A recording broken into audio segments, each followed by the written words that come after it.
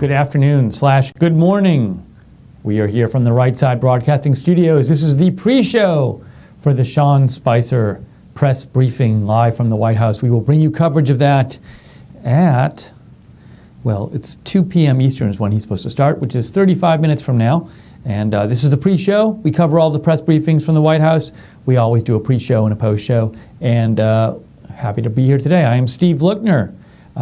We'll talk about some of the questions Sean Spicer will be asked, some of the issues he's going to talk about. And also, we would love to hear your comments on these issues and the things Sean Spicer will be asked about. So if you'd like to write in during the pre-show, give me a shout. Go to my Twitter, @Lookner, @LOOKNER. Direct message me there, or email me at steve.lookner@rsbn.tv. What else? What else can I say? Yeah. So let's get right into it. Let's talk about some of the things that Sean Spicer might be asked about today. And I think, well, there's a bunch actually. There's a number of things I would like to discuss here. So one thing is this whole. Well, tomorrow President Trump is supposed to announce his tax plan or some sort of tax plan. He said last week that next Wednesday I'm going to have a big announcement on taxes. I think he said on tax cuts. Well, tomorrow's Wednesday. So that will happen tomorrow, and there's a lot of speculation on what he's going to propose. But actually, it's more than speculation. We're hearing a bunch of reporting. So I've seen the Washington Post, the New York Times, and Politico all do reporting on this. It came out yesterday that President Trump reportedly is going to ask for a corporate tax rate cut. The current top tax rate for corporations, I don't know if it's top or all. Maybe it's for all corporations, it's 35%. But he's going to lower that tax rate. He's not going to. He's going to propose lowering that tax rate to 15% from 35%. But some more information came out about this proposal. And remember also, so there's this tax proposal, but also as part of, actually, let me take a step back here. There's the tax proposal, and then there is the spending bill that needs to get passed this week. So just on the tax proposal, what we've heard is that President Trump is going to propose cutting the corporate tax rate from 35% to 15%. Also, it was reported today in Politico that reportedly President Trump is going to include in this tax proposal, he's going to include infrastructure spending and spending on child care. I had read child care tax credits. The idea would be that by including infrastructure and spending on child care in this corporate tax cut proposal, that could get some Democrats on board. And there's different reasons President Trump might want to get Democrats on board. If he's using that special budget reconciliation procedure, he doesn't need Democrats on board, but maybe he doesn't want to use the budget reconciliation procedure and just pass and attempt to get this bill passed the normal way. And if you're going to try to pass a bill the normal way, you need some Democrats on board, because you really need 60 votes in the Senate, because Democrats can filibuster and you need 60 votes to break a filibuster. So President Trump, if this is all true, would be proposing a corporate tax cut, but also putting some spending in the bill to get Democrats on board to make sure the bill gets passed. There's these technicalities about the reconciliation process we could get into, but let's for now, let's stay. We can get into them later if we want to. So that reporting has been coming out about President Trump's tax proposal that he'll make tomorrow, but maybe it's not completely accurate. Maybe there's other parts of the proposal we don't know about. So we'll see. We'll see what happens. We'll see what we get tomorrow. I am pretty darn sure, though, Sean Spicer will be asked about this proposal, this tax cut proposal, and asked about these reports. What do you think about this proposal? Are you on board with this proposed tax cut? Do you like that President Trump is including this spending in the tax cut proposal reportedly, so this has a better chance of getting passed? Do you not like him including this spending in the tax cut proposal? Maybe you're someone who thinks, wait, if we're cutting taxes and we're going to add more spending on top of that, isn't that going to raise the debt? And where does the money to pay for it come from? Also, supposedly, now, people like Paul Ryan wanted to put a new tax in the tax cut they wanted to have a new tax go along with the corporate tax cut. So people like Paul Ryan wanted this border adjustment tax on, it would be like a 20% tax on imports. And in theory, the money from that tax would balance out the money lost from the corporate tax cut. But reportedly, President Trump does not want to go for this border adjustment tax. So you might think, wait, so were they going to pass this tax cut for the corporations and also pass this new spending and not fund this in any kind of way? We'll see what the proposal is. Now, Steve Mnuchin, the director of the Treasury, said yesterday he thought that if you pass a corporate tax proposal, the tax rate's going down on corporations, but if he thinks the economy will grow enough that will be balanced out and it'll end up paying for the amount the economy grows and the increased overall tax revenue will balance off the lower tax rate and pay for the corporate tax cut. That's what Steve Mnuchin said yesterday. So we'd love to hear what you have to think about all of these reports coming out about what President Trump is going to propose tax-wise. So give me a shout. Write me on Twitter at Lookner, at Lookner, or email me at steve.lookner@rsbn.tv. I should check right now. I should check and see if anybody's written in. I don't want to ignore you. Let's see. I think I'm caught up there. Let me get my email here.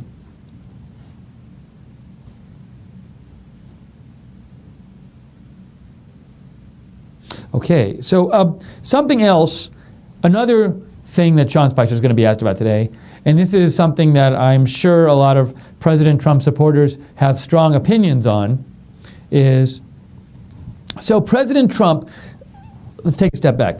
There is this threat of a government shutdown on, I believe, Friday night at midnight. Because, well, I guess midnight's technically Saturday morning, so as soon as it hits Saturday morning at midnight. So Friday night, you know what I'm talking about. Basically, constitutionally, Congress has to approve all spending the federal government does. And Congress has only approved spending up until the end of the week. So they have to pass another spending bill so that the government can spend money. It's an appropriations bill. And so they're working on that this week. But if they don't pass a bill by midnight on Friday, then the government has to shut down because they can't spend any money. So a potential issue with this was going to be that President Trump was saying he wanted whatever new spending bill is passed this week to include funding for the border wall.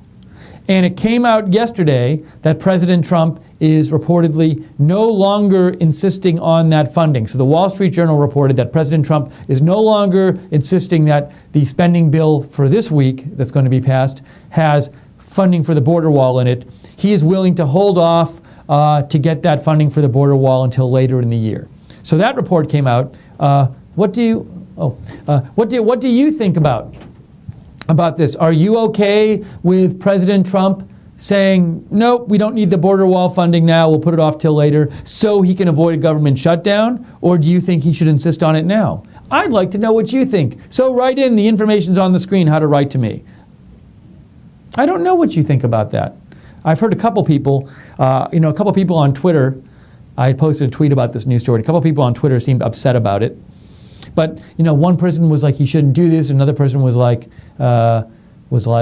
is it bad to say was like? Is that bad English? Another person was like, no, well, I feel weird about him doing this, but I trust him. So I wonder what you think about President Trump no longer insisting on funding for the border wall in the current spending bill that's supposed to be passed this week.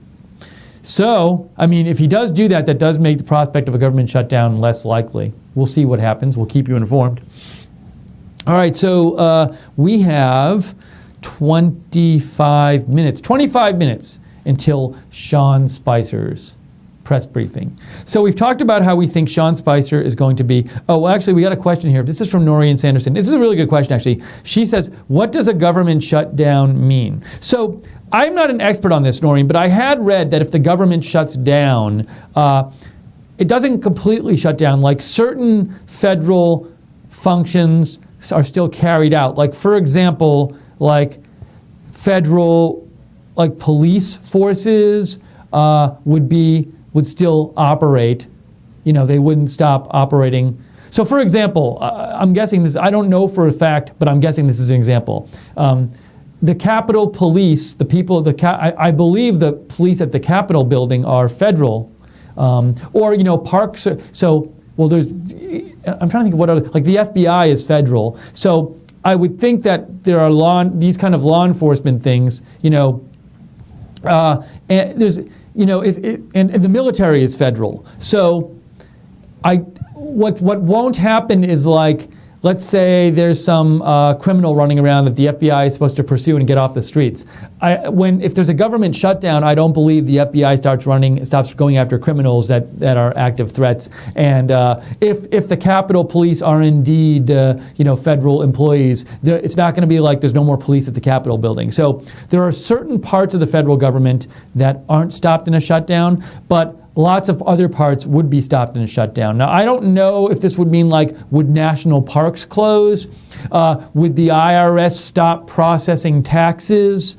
What else? Would you not be able to get your passport updated until these are? And so my very small understanding of this is that certain essential functions like police forces and military are kept going, but other ones are not.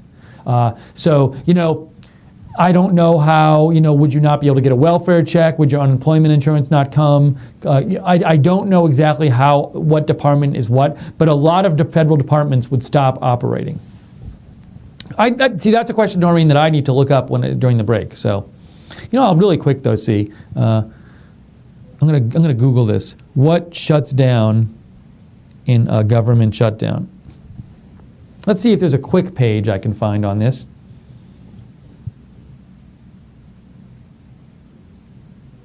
Let's see. Well, the 2013 one, let's see. All right, so this is from 2013. In 2013, the government shut down. All active military duty remained on the job. Let's see. Is there anything else? What did it say about, like, the IRS? Department of Education. That's kind of confusing. All areas of the National Park and National Wildlife refuge systems would be closed. There was a shutdown in 2013, I believe. So, but this is saying that this is written before the 2013 shutdown, but it was saying all the national parks would be closed. Centers for Medicare services would continue large portions of their activities. So, let's see. Yeah, so basically, I won't go through all of this here, but it's like, and the FAA would continue functioning, so you wouldn't have, planes not being able to fly. So, but basically, the essential federal government services would keep going, but the non-essential ones, in some sense of non-essential, would stop functioning. Noreen, good question. Thank you.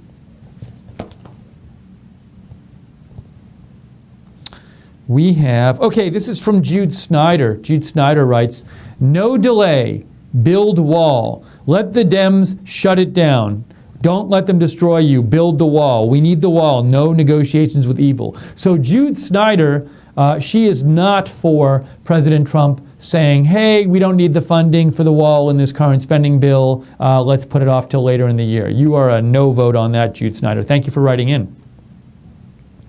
Okay, we have got 21 minutes until Sean Spicer's press briefing.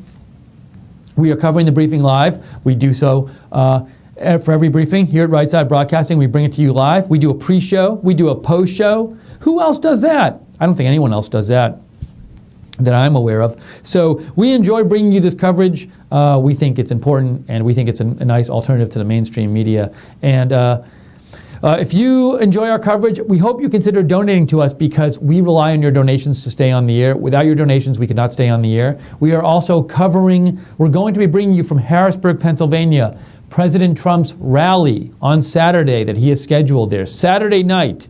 Be there, Right Side Broadcasting. Be with us, because we will be there. I'm going, Micah's going, Liz is going, and we're going to be there covering it live. We're going to be there hours before, talking to the people in line, getting the feel, showing you video from the place, showing you all the speakers beforehand, showing you President Trump's entire speech, talking to people after the speech. That's one of the most fun parts of covering a rally, where people are all psyched up, a lot of them, and then they come and talk to us after the rally and they talk about what they thought of it. So we're really excited to bring that to you on Saturday. But it's doing those things. It's not free, and we spend as little as we can.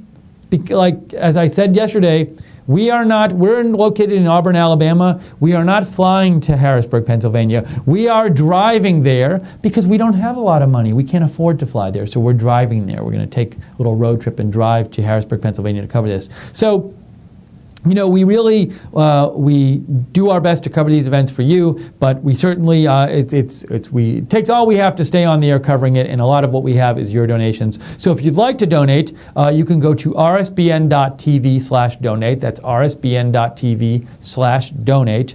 Or if you're watching on YouTube, very easy to donate.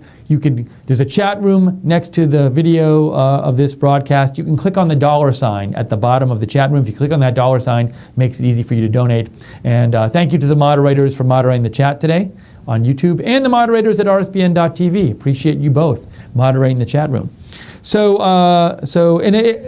Any donation is welcome. Don't think, well, this donation is too small, they won't care. No, we will care.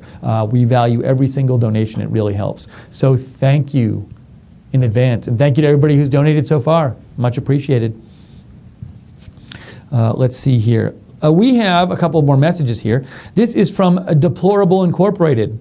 Deplorable Incorporated writes, the Democrats would love shutting down the government and blaming Trump. He has no choice but to wait on the wall. We'll get some funds for border stuff. So you think, Deplorable, that it's too risky for President Trump to ask for money now for the wall, because you think like it would give like the Democrats an excuse to go for a shutdown, and you think the Democrats would like a shutdown because the Republicans would get blamed. That's an interesting thought. And you also think that President Trump can get the funds later for the border wall. So, it sounds like you're for the wall and you're for getting funds for this, but at the same time you think the prudent thing for President Trump to do is to hold off for now and don't insist on it this week. Thank you, Deplorable Incorporated, for writing in. And No to the Mark writes in, Rush Limbaugh just said, ram it down their throats in all orifices. Shut it down. Build the wall. So according to No to the Mark, I haven't listened to this Rush broadcast, but Rush Limbaugh said he thinks President Trump should insist on it. So this is one of these issues. There seems to be a bunch of division, even within people who support President Trump. Even within them, there's a bunch of strong division about whether President Trump should, as he's now reportedly going to do, not insist on money for the wall in the new spending bill to be passed this week, or whether he should insist on it. Thank you for writing in. Well, I would love to hear from other of you. So if you want to write in, @Lookner on Twitter, that's where you can find me. Direct message me there or email me at steve.lookner@rsbn.tv. We have about 17 minutes. 17 minutes until Sean Spicer's press briefing. I got a couple emails here. Thank you. Mike Klonks writes in about General Flynn. I was just going to talk about that. Greetings, Steve. I am upset for General Flynn. House Intel Committee says he's guilty of crimes for not reporting income from Russia and Turkey. Something is wrong. Flynn is an honorable patriot. So this is another thing. Thank you for writing in, Mike. This is another thing that's going to be talked about today. It's going to be, Sean Spicer is going to be asked about this. So the story today is that Jason Chaffetz, who's the Republican head of the House Oversight Committee, came out and he said, from documents he's seen about General Flynn's declarations when he was applying to get his security clearance, when he was going to be in the National Security Advisor, he was applying for a certain security clearance. He did not, according to Jason Chaffetz, disclose that he had in the past received money for Russia for attending a certain event there, and I believe speaking in Russia, and also he hadn't reported money he had gotten, it was either 2015 or 2016 for lobbying for Turkey. And Jason Chaffetz said that may be a violation of the law because I guess the law says you have to declare this kind of income from foreign governments when you apply for security clearance. So there's this question as to whether General Flynn violated the law, so I guess that'll all play out in the legal system. But a part of this story that the media is like freaking out over today is there was a request to the White House for some documents from the House Oversight Committee, and today the White House declined that request. And I saw this reported like, White House declines request for General Flynn documents, and it makes it sound, if you just read the headline, like the White House is stonewalling or something. But, you know, the White House actually came out with a letter today, and if you're interested in the story, I would encourage you to look at the letter. It's about a page and a half. And the letter just goes through the specific requests for documents that the House Oversight Committee made. And the letter explains why each part of that request they didn't feel that they should they weren't going to comply with each part of the request. But let me just quickly give you a little summary here. I won't read the whole thing. Let's see here. So, for example, the White House says, requests 1 and 2 seek this sort of information, but that's information you got to get from the Defense Department because it has to do with them. So they say go to the Defense Department for that part of the request. Request 3 seek some documents. What does it say? Blah, blah, blah, blah, blah. Oh, request 3 seeks documents about stuff General Flynn did before January 20th, which is before the Trump administration was in office. So we don't have those documents. That's out of control. Those documents you won't find with us. Then it says, and then request 4 through 6, it says, seek certain documents, and let's see. Or actually, there's another part where it says some of the requests. One, you asked us to give you some documents, but those contain they might contain confidential information, and also they wouldn't seem to have anything to do with the investigation. We're not sure why you're asking for those, and then.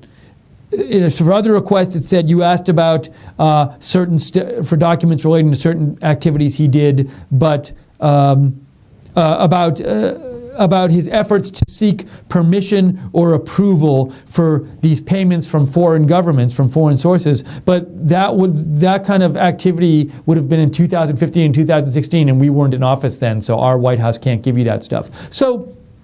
Now, maybe there are responses that the House Oversight Committee would give to these points, but it's not like the White House just said, no, we're not giving you the General Flynn documents. No. They sent out a letter that explained for each of the requests why they weren't going to give the documents. The letter makes sense. Now, maybe there's problems with the letter that I don't know about. There could be. I'm not saying they're not. I'm just saying, so don't think when you see the headlines on TV like, oh, the White House is just saying no and stonewalling. No, the White House sent out a letter explaining why they're not going to give these documents up, and so if somebody's going to complain about this, they should address the White House's reasons and explain why the White House's reasons are not legitimate for not giving over these documents. So, but I'm sure that Sean Spicer will be asked about that in the press briefing. So thank you for writing in, Mike, and asking me about that story and reminding me. Okay, Andrew Sova writes in, why is everyone tripping about a border wall now? The wall obviously wouldn't start construction within the first 100 days, so what's the big deal? So I guess you're saying, why are people concerned about, Andrew, why is it such a big deal whether President Trump gets the funding for the wall now or gets it like later in the year? Well, I think people who wanted the wall, let me try to offer an answer. So I think there are some people who really they really liked President Trump's proposal to build a wall, and they think the wall is needed to keep illegal immigrants out of the country, and the sooner it goes up, the sooner it can do its job of keeping illegal immigrants out of the country. So I think some people might want the wall built sooner rather than later. Also, maybe they think, like, some people might think, look, asking for it now is a good way to get this funding because There's a cost. If President Trump asks for this funding now in the spending bill this week, and the Democrats won't give it to him, then there might be a government shutdown, and maybe the Democrats would not want there to be a government shutdown, and that would make them more likely to give him the money for the wall than they would give him later. So there's different arguments people might give as to why it does matter to them it would matter that President Trump would try to get the money for the border wall now rather than later. Now, I'm not saying you have to agree with them, Andrew, but these are some arguments they might give. Thanks, Andrew, for writing in. There was another message here that I hadn't read yet. 10 minutes until the Sean Spicer press briefing, by the way. We'll carry it here live. Looking forward to it. Greg writes in. Greg Jackson writes in, all I get lately is a spinning circle. I've had to view it on the White House YouTube. Well, Greg, I'm not aware of any problems we had with the briefing yesterday. Jake, producer Jake, are you aware of any problems we had with the briefing yesterday?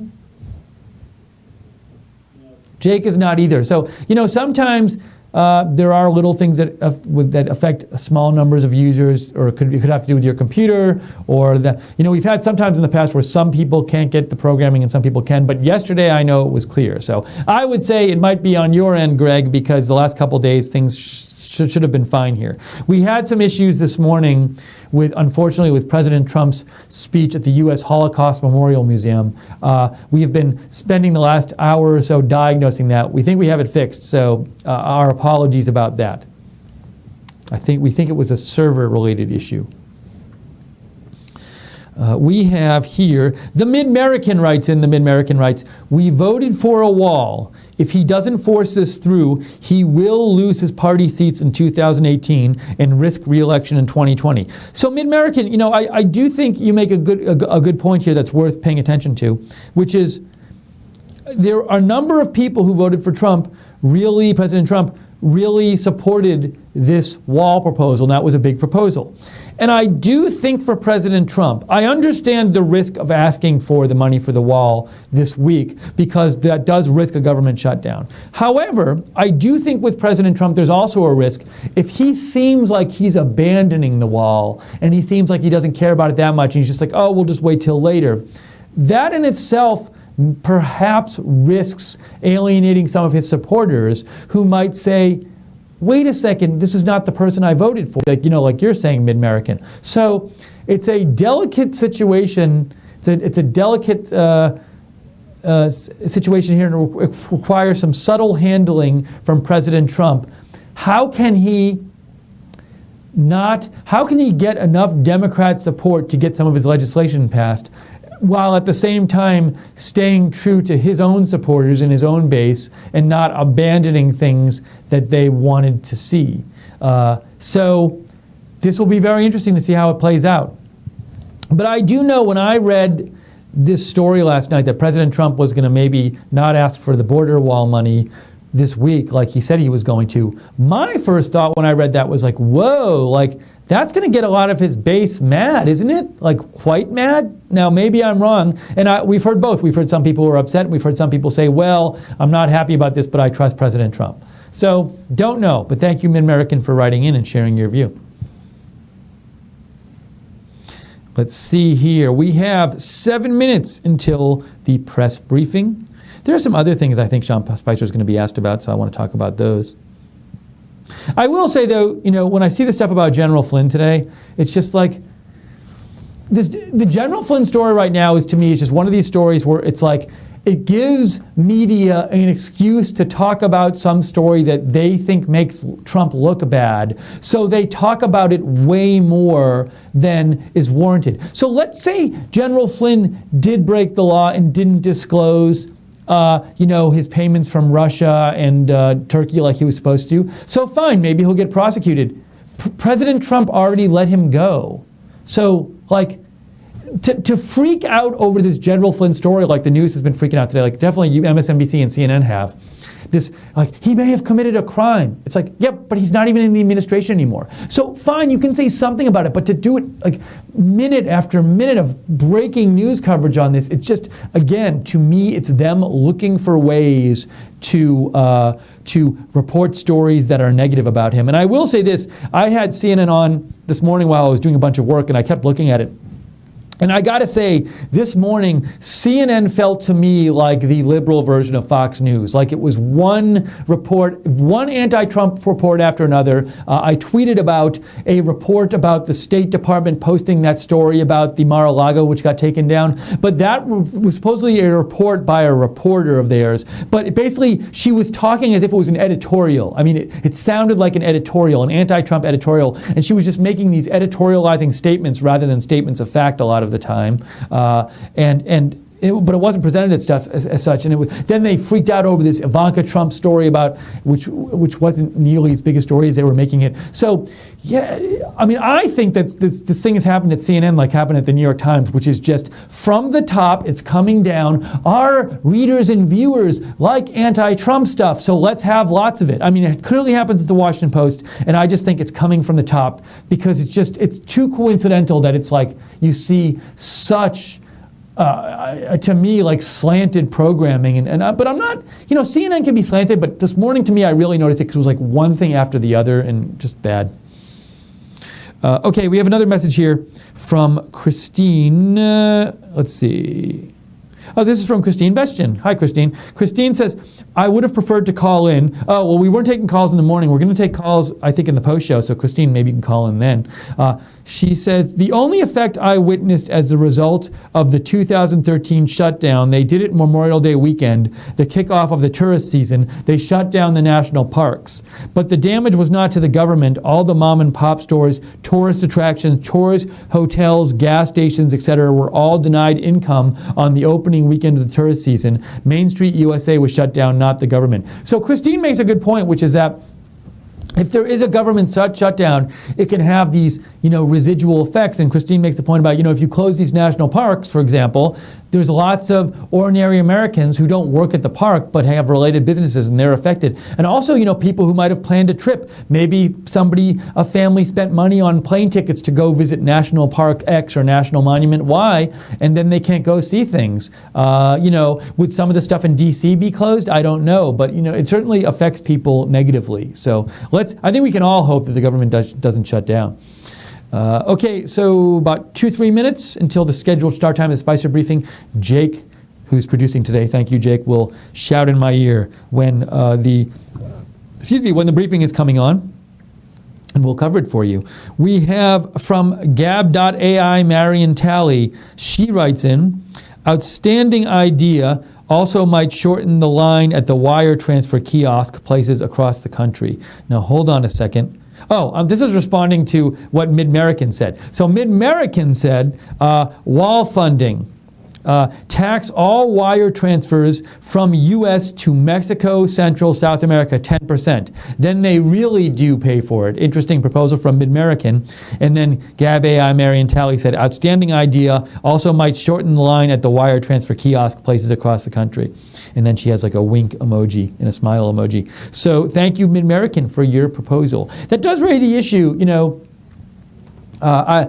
President Trump has said Mexico is going to pay for the wall. At the same time, he said it might be delayed. That whether our government might have to allocate some money first, and then they'll pay. But there is this debate on how they'll pay. And I heard some speculation yesterday. Somebody on Morning Joe was talking yesterday about maybe they'd work out some deal where what would they say? I can't remember what they said. But it was this kind of thing where they'd pay for the wall, but not explicitly pay for the wall or something like that. Or, there's maybe some, because I don't think from what I've heard, Mexican politicians can't be seen to just hand over a check for the wall, but there might be some kind of thing they can work out. So the general point here is, maybe there's a way this wall gets paid for by Mexico in some way other than them literally handing a check in a big ceremony to America. And that seems to be something you're talking about as well, MidAmerican. Thanks for writing in.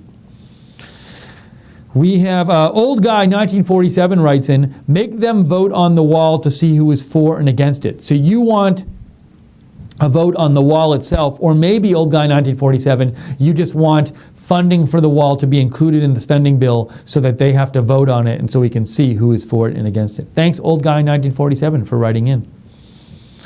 It's about it's 1:59. Scheduled start time is 2 o'clock for the press briefing, and we've talked about a number of things here that Sean Spicer will be asked about. Excellent comments so far, by the way. Appreciate your feedback. A lot of you had different views on this whole wall issue, so good to hear from you about that.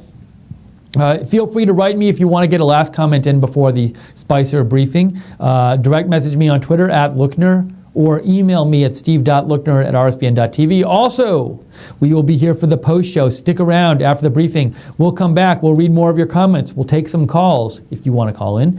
And if something happens during the briefing and you want to comment on it, shoot me a message during the briefing and I will read your comment after the briefing on the air. You don't have to wait till after. And let's see here. So I want to get to a couple other things that Sean Spicer might be asked about, by the way. We have that. We have the... there was this thing that happened last night. I saw, this was reported, that Turkey launched these airstrikes on these Syrian Kurdish troops, which have been fighting ISIS, helping us fight ISIS, and that the Pentagon actually supports, and they killed a number of these troops because they're Kurdish and Turkey doesn't like the Kurds. So there's supposedly a lot of anger in the Pentagon about this, and I'm guessing that's something Sean Spicer could be asked about as well today. We'll see. North Korea. So North Korea had like a big anniversary today. I think it was the 85th anniversary of the start of their armed forces or something like that. But they did a giant artillery test, but they didn't do a nuclear weapons test or a missile test, and some people thought they would do some sort of test like that today. So maybe Sean Spicer's asked about that, and maybe Sean Spicer says something like that shows that President Trump's strong approach is working, and also it shows that President Trump's communication with China has worked because China's putting pressure on them. So you might see some question and answer like that. We'll see, though, North Korea could test a weapon at any time or a missile at any time. We are at, by the way, 2:01 p.m., anytime now.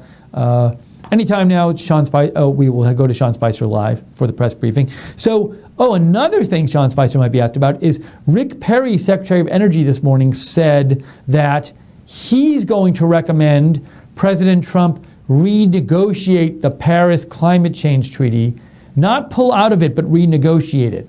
I'm not sure what renegotiation Rick Perry is going to propose.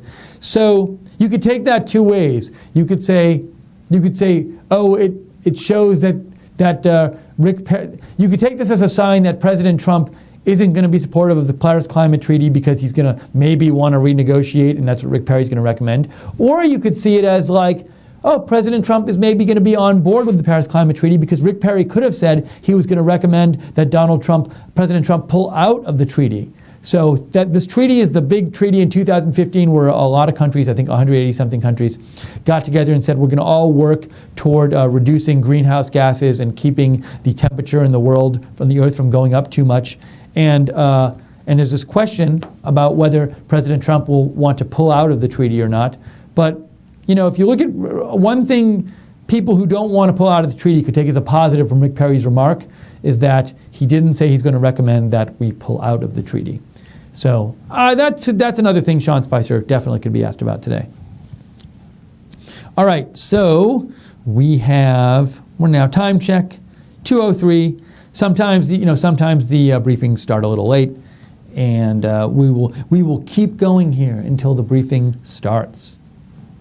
What else? What else might Sean Spicer be asked about today? Let's see. Well, something we haven't talked about on this episode today on this show was the 100 days stuff. So, Saturday is President Trump's first 100 days, and the media loves to talk about the first 100 days, and a lot of them have their little 100 days logo on their constant bug that's constantly on their screen now, the TV news networks. So that's something Sean Spicer will be asked about, and I'm guessing the media will ask about something like this. President Trump, has he done enough during his 100 days? Is he upset he didn't do more? And Sean Spicer will say something like, no, he did do a lot. Look at all the executive orders, and he's proposing these things. So those of you out there who get them frustrated when you hear the media ask repeated questions and ask things they've asked before, I think you might be frustrated when they ask about the 100 days questions, which I know they're going to ask. Let's see here. And I'm just seeing, we just talked about that Turkey story. This Conflict News just reported. The State Department said the U.S. is deeply concerned about Turkey conducting airstrikes in Syria without coalition approval. Now, another piece of this that is possibly that makes this a difficult situation and makes this of concern to the U.S. is that the U.S. has a number of troops in Turkey. I think it has 1,000 something, either 1,000 or more than 1,000 troops, a few hundred more than 1,000 troops in Turkey right now, in Syria right now, helping to fight ISIS. So, and if these strikes didn't have coalition approval, you have Turkey conducting strikes in Syria on a force that the Pentagon is supporting. So for all you know, there could be U.S. troops embedded among them. Now, there weren't any U.S. troops, from what I heard, among the Kurdish troops that Turkey bombed, but it is a concern from the State Department and the Pentagon, I would assume. Oh, I didn't know this. Andrew, we're going to the briefing. Enjoy it. We'll see you afterwards.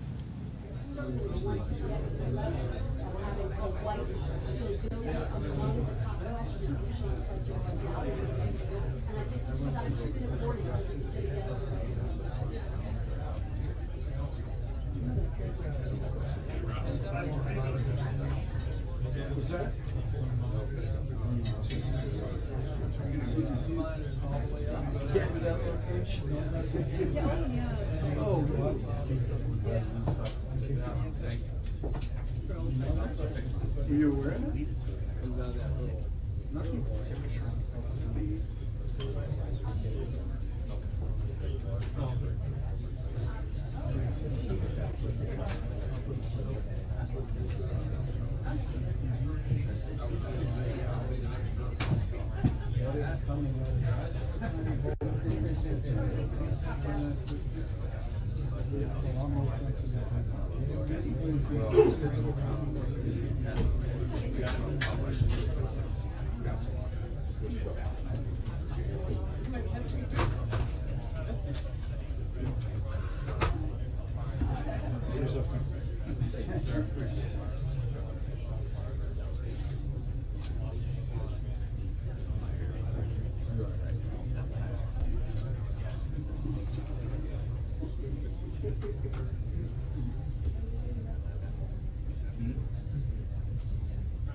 Yeah.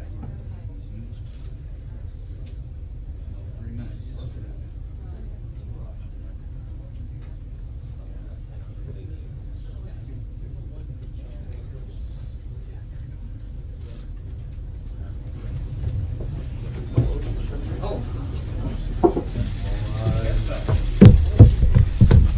Good afternoon. I'd like to start off today by having the Secretary of Commerce discuss some action that the Commerce Department took last night with respect to Canadian softwood lumber and some action that talks about what we're doing to make sure that we're fighting for our industries here at home. So without further ado, I want to bring up Secretary Wilbur Ross. Thank you, Sean. The action we took last night is actually the culmination of a couple of decades of disputes between the United States and Canada. What's provoked the disputes is the following. In Canada, the forests are owned by the individual provinces, and each of the provinces sets a charge for the loggers to use when they're taking trees down. In the U.S., it's all open market, it's all market-based prices.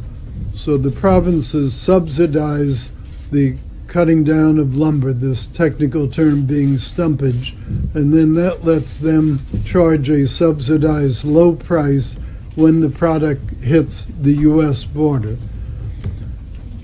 We have determined preliminarily that those problems, while they vary from one province to another, in some cases are as high as roughly 25%, and on average are around 20%. So they're quite material items.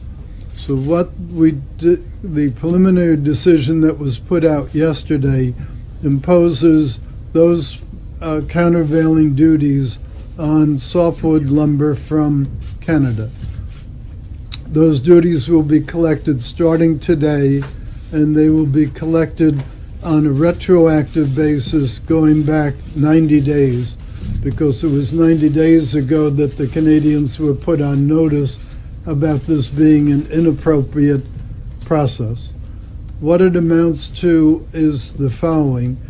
There is roughly $15 billion worth of softwood lumber used in houses in this country, and about 31.5% of that comes from the Canadians. So that's roughly $5 billion a year.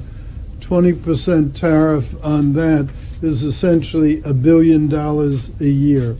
And the retrospective 90-day feature adds another $250 million to that on a one-time basis. Softwood lumber, as I say, is fundamentally used in single-family houses. We do not think that the price of lumber will go up by anything like the 20%, but there may be some small increase in the price of lumber for the house. So will housing prices be increased in the United States due to that action? Not necessarily, because you're talking such a small amount, and the biggest part of most home prices in any event is the land value, not the lumber value. Lumber is a pretty small percentage of the total cost of a house. Mr. Secretary, what provoked this? As you mentioned, this has been a long-running dispute, subject of conversations between the U.S. and Canadian government, the Bush administration and the Obama administration. Is this part of the milk dispute, and is this a lever or a bargaining chip with the Canadian government over that dispute that's going on as well? This investigation had been underway before anything came up about milk. And on a statutory basis, the last day we could have released the findings would have been today. So the only thing that we did do was accelerate it one day. But it's not related at all to the milk dispute. Do you see it as factoring in the Canadian judgments about how to respond or how to resolve some of these other trade disputes? Well, everything relates to everything else when you're trying to negotiate, so I can't say there's no impact. But what we had tried to do was to clear the air and get this dispute out of the way before the big NAFTA talks went on. That was not possible to achieve, and that's why we went ahead and released the findings. The Canadian government is an extremely close ally and neighbor. Are you comfortable with how this has worked out in terms of what it means for the overall relationship between our two countries? Well, they are a close ally, they're an important ally, they're generally a good neighbor. That doesn't mean they don't have to play by the rules. What do you mean by generally a good neighbor? Well, things like this I don't regard as being a good neighbor, dumping lumber. And there's a feeling in the dairy industry that they were a little bit abrupt in the action that they took the week before. Secretary Ross, the Canadian government says that those are unfair tariffs, and each time the case was brought to an international court, Canada won its case. What do you answer to this? I had nothing to do with the prior cases. I'm confident that this case is a good case. You know, put tariffs on dairy too? The problem with dairy isn't that they're dumping dairy products in the U.S. The problem is the reverse. They're prohibiting U.S. dairy producers from selling their products in Canada, and as a practical matter, and we're looking into whether there are measures we can do to try to correct that.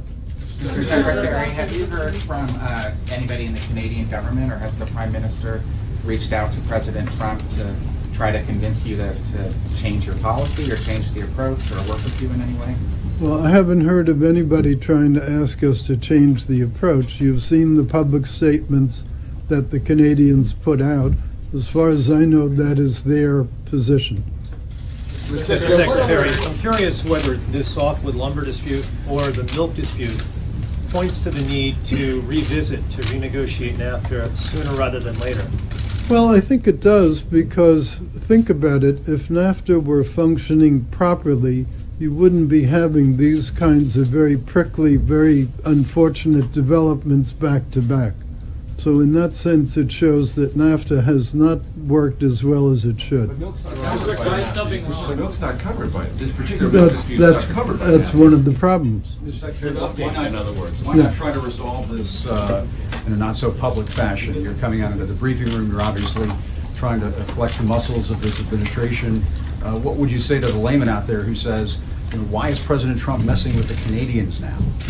It's not a question of President Trump messing with the Canadians. We believe the Canadians violated legitimate practice, and to the degree we're correct in that, it should be corrected, just like steel dumping from China or any other trade infraction. You're trying to make a point, publicly. We make it publicly all the time. It's just that there has been so much general public interest engendered by the two things, the dairy and the lumber, that we felt it was good to clarify. During the presidential campaign, people following the then candidate Trump would have assumed his singular focus would be on Mexico in terms of trade. All of a sudden, now we're hearing all these items related to Canada. Can you tell us why the focus seems to have shifted up north? Well, we had no way to know that the Canadian dairy people would take the action that they did, nor did we have any way to know that the lumber dispute wouldn't have been resolved by negotiation. We tried, it didn't work, and so we went ahead with the statutory proceeding. Is the administration contemplating additional trade action against Canada? I'm sorry. Sorry, is the administration contemplating additional trade actions against Canada at this point? As far as I know, there's nothing immediate contemplated. Secretary Ross, when I talk to trade experts about this, they say the substance of what you did is very routine. Like, this has been done before, these preliminary countervailing duties, but they said what was really irregular was the way that you communicated it. Is this something that you're trying to sort of do as a bit of a PR thing to put NAFTA on notice? How should we read your very aggressive statement? Well, it's not routine. It's not routine in that $1 billion of countervailing duties does not happen every single day. This is a quite large. In the early 2000s, it's happened before. It's not unprecedented. Well, we made the release the way that we made the release. Why did you make it that way?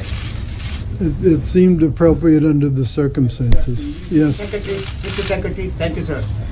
Sir, India and America both were, America was the largest trading partner of India, or India was the largest trading partner under Prime Minister Modi. And now we have a new administration with a new thinking and a business administration. Same thing in India, Prime Minister Modi has the same thinking. So what is the future of the trade between US and India, sir? Well, U.S. does not have a free trade agreement with India at this point, so the trade relations between U.S. and India are governed by the WTO rules. There's nothing in the actions we've taken that changes that. Following up on what Jim said, though, if housing prices do increase due to this, what do you tell the average consumer in the United States if their prices are going up? They didn't bargain for that. Well, I don't know what they bargained for, but I'm sure what nobody in the United States bargained for was people dumping product. It's no different whether you dump steel or aluminum or cars or lumber or anything else. Nobody has. Use the term countervailing duty and anti-dumping interchangeably. They're two different things. Which is it, dumping or This is countervailing duties. Mr. Secretary, do you have a specific timeline for when the president is going to announce his intention to renegotiate NAFTA, and could this move actually complicate his efforts to get a good deal? Well, we put the Congress on notice quite a few weeks ago of our intention to renegotiate NAFTA. What's been stalled is getting the Trade Promotion Authority, the so-called Fast Track Authority, approved by the Congress. Now, with Bob Lighthizer having been confirmed out of the committee today and hopefully coming to the Senate for a full vote very shortly, that should cure one of the objections that some of the senators had.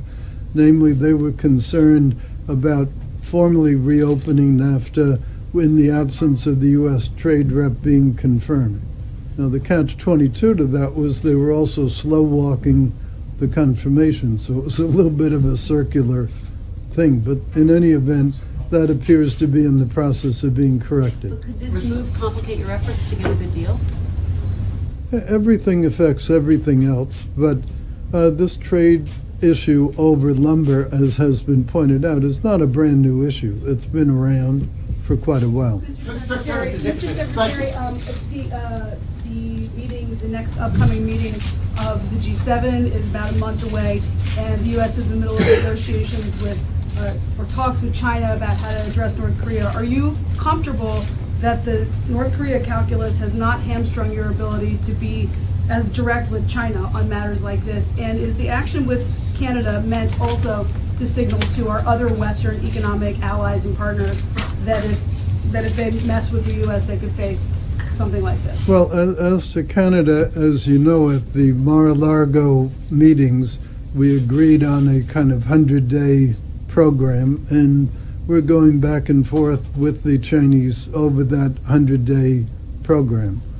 So we shall see what comes from that. As to the action with lumber, or for that matter with dairy with Canada, it really has no bearing on the Chinese relationship at all. Thank you. It seems to me that the object of the 25% tariff on soft lumber coming out of Canada is not to raise wood prices, it's to save and create American forestry jobs and loggers who are losing their jobs right now as a result of the dumping. Has the administration done a study? Do you know how many American jobs are going to be saved by this tariff? Well, it's quite a lot of board feet of lumber. Lumber sells for about 38 cents per foot. So if you take all these large amounts, there are about 47 billion board feet of lumber consumed in the U.S. market in a given year. And part of the reason I don't see that there'll be a huge price differential coming in is this only affects 31.5% of that output. The competition among the American producers remains the same. So this is not like suddenly house prices are going to go up 10 or 15%. That's silly. But how many jobs will be created?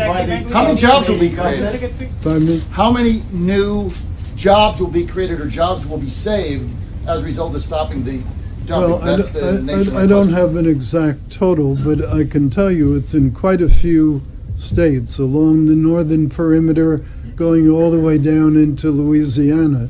So this affects quite a number of people and quite a number of businesses. Mr. Secretary, you're getting bipartisan support at the very least for your actions on softwood lumber. I expect that there'll be bipartisan support on whatever action you take on behalf of the dairy industry as well. I mean, you appear to be laying the groundwork here for your notification to Congress that you'd like to renegotiate NAFTA. Are we correct in reading it that way, that you're kind of paving the pathway here, or at least greasing the skids?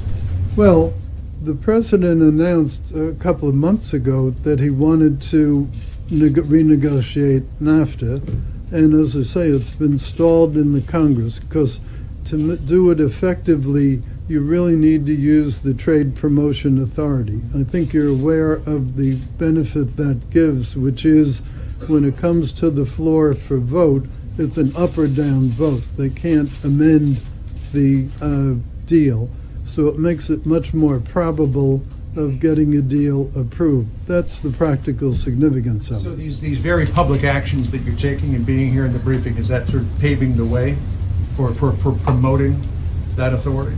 Well, we hope to get as soon as possible the Trade Promotion Authority granted. Only Congress can do that. And so we've been consulting with the staff. I've met I don't know how many times, but quite a lot of times, both with Ways and Means and with the Senate Finance Committee. And we hope that with the Lighthizer confirmation, that will remove that impediment. Mr. Secretary, do you favor a free trade agreement with India for I'm sorry, couldn't Do hear. you favor a free trade agreement with India? As you said earlier, it doesn't exist between the two countries right now. Do you favor a free trade agreement with India? Oh, any pending trade events with India? Is that the question? Free trade. I don't believe that there have been any serious discussions with India of late on the topic of a free trade agreement. But there's no inherent negative attitude on our part relating that. On Thursday, you're going to have an announcement on Thursday that you'll do something similar with aluminum that you did with steel last week in terms of initiating investigations into potential aluminum dumping into the country. Could you talk a little bit about that? Well, I think the right time to talk about executive orders is once they've been issued. Mr. Secretary, this is a high-profile action, even if there's a precedent for similar action in the past. Is there a risk that this could provoke retaliation on the part of the Canadians, and we could see a trade war between the United States and Canada? Well, I know that would be a stimulatory thing for all your readership, but we don't think that's going to happen. So this is isolated, this is dairy and softwood and... We think so, and we certainly hope so, and we look forward to constructive discussions with the Canadians as we get into NAFTA. You don't anticipate any retaliatory action on the part of Canada? It's totally Canada's decision what they'll do. I'm not aware of anything that we've violated, so I don't know what it is that they could do that would be a legitimate action. What if we passed the border adjustment tax? What if that were part of the tax reform package? Well, as I understand it, there'll be some word on the tax reform package from the people who are working on it, so it would be better to address that question to them. While we have you, Mr. Secretary, what about the assertion of 3% GDP growth? Is that a fair assessment? Is that something that is realistic? Do you believe it's realistic? Well, I would hope that the growth could, over time, get to be better than that.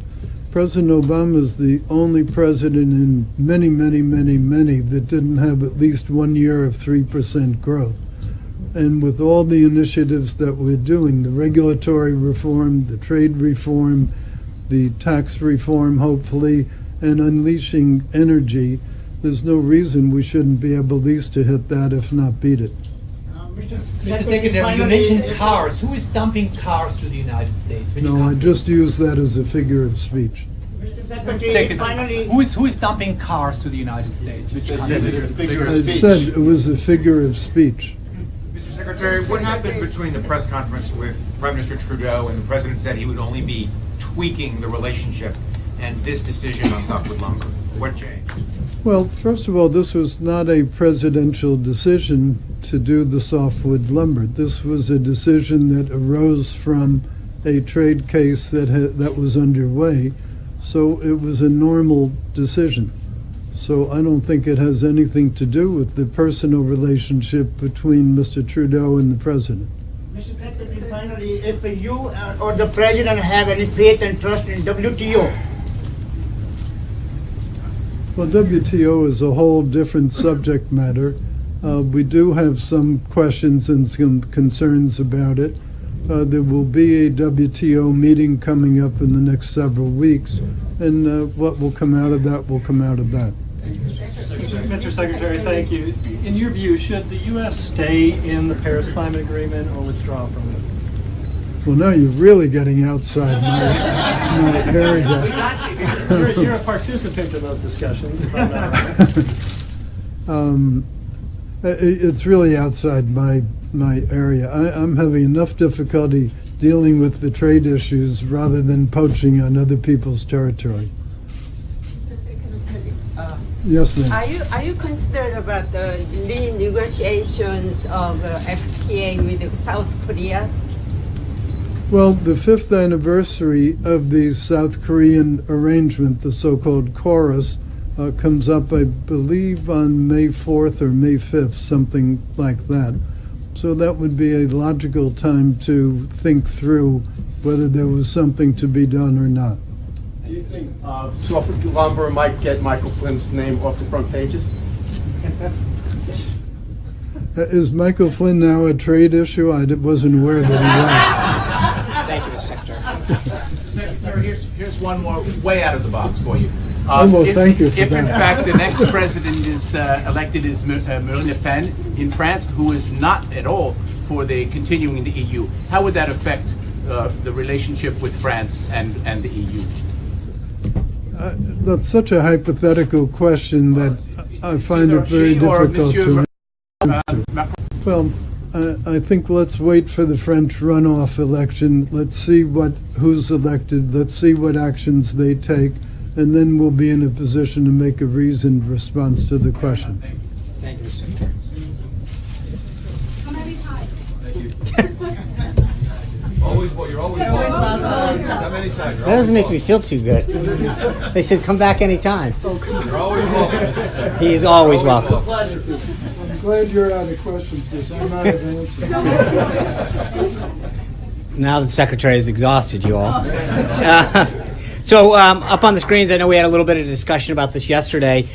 This is the landing page for the content of the website that we launched late last night on the president's busy first 100 days. I know that many of you have noted the robust pace that the president has kept during these first 100 days. So it's just a glimpse of some of the action that he's taken and some of the key priorities that he made to the American people. Despite the historic obstruction by Senate Democrats, he's worked with Congress to pass more legislation in his first 100 days than any president since Truman. And these bills deliver on some of his most significant promises to the American people. He signed an historic 13 congressional review acts to clear unnecessary regulations and keep government out of the way of the American people. He's extended the Veterans Choice Program, giving our nation's heroes the peace of mind they deserve, while this administration continues to work with Congress to enact comprehensive reform and modernization at the VA. He's refocused NASA's mission to dream big for American space exploration again, and promoted programs dedicated to encouraging women to pursue careers in STEM fields. All told, he has signed 28 pieces of legislation.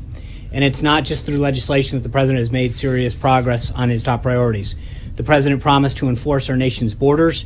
His attorney general, Homeland Security, and their staffs have been working around the clock to fulfill that promise. He has directed a halt of federal funding to jurisdictions that do not comply with federal immigration laws.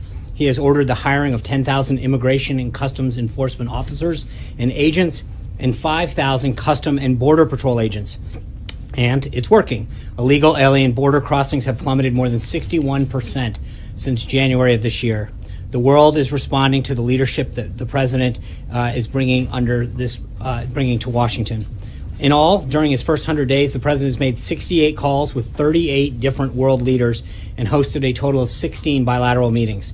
The president has rebuilt America's standing in the world, and these meetings and calls have led to real action. NATO's Secretary General was here a few weeks ago, and he directly credited the president for his tough talk that was fair but tough as a candidate and now as a president for helping to put pressure on the counties and on the countries that are not contributing their fair share to the alliance. Just last week, Aya Higazi finally came home after the president personally addressed her situation with President al-Sisi. And China continues to take positive steps both at the UN and in other arenas to help us combat the threat posed by North Korea. The president has also turned his words into action here at home. For too many years, the hardworking men and women of this country were poorly served and with a government that wasn't working for them but itself in special interests. As the president said during his inaugural speech, those forgotten men and women are not going to be forgotten by a Trump administration. From the moment he took office, the president has been taking action and putting America back to work by putting the people back into the government, unleashing the American economy by slashing overly burdensome and unnecessary federal regulations, welcoming union representatives, top business leaders, and small business owners into the White House to personally hear directly from them about the policies that prevent them from creating and maintaining well-paying jobs.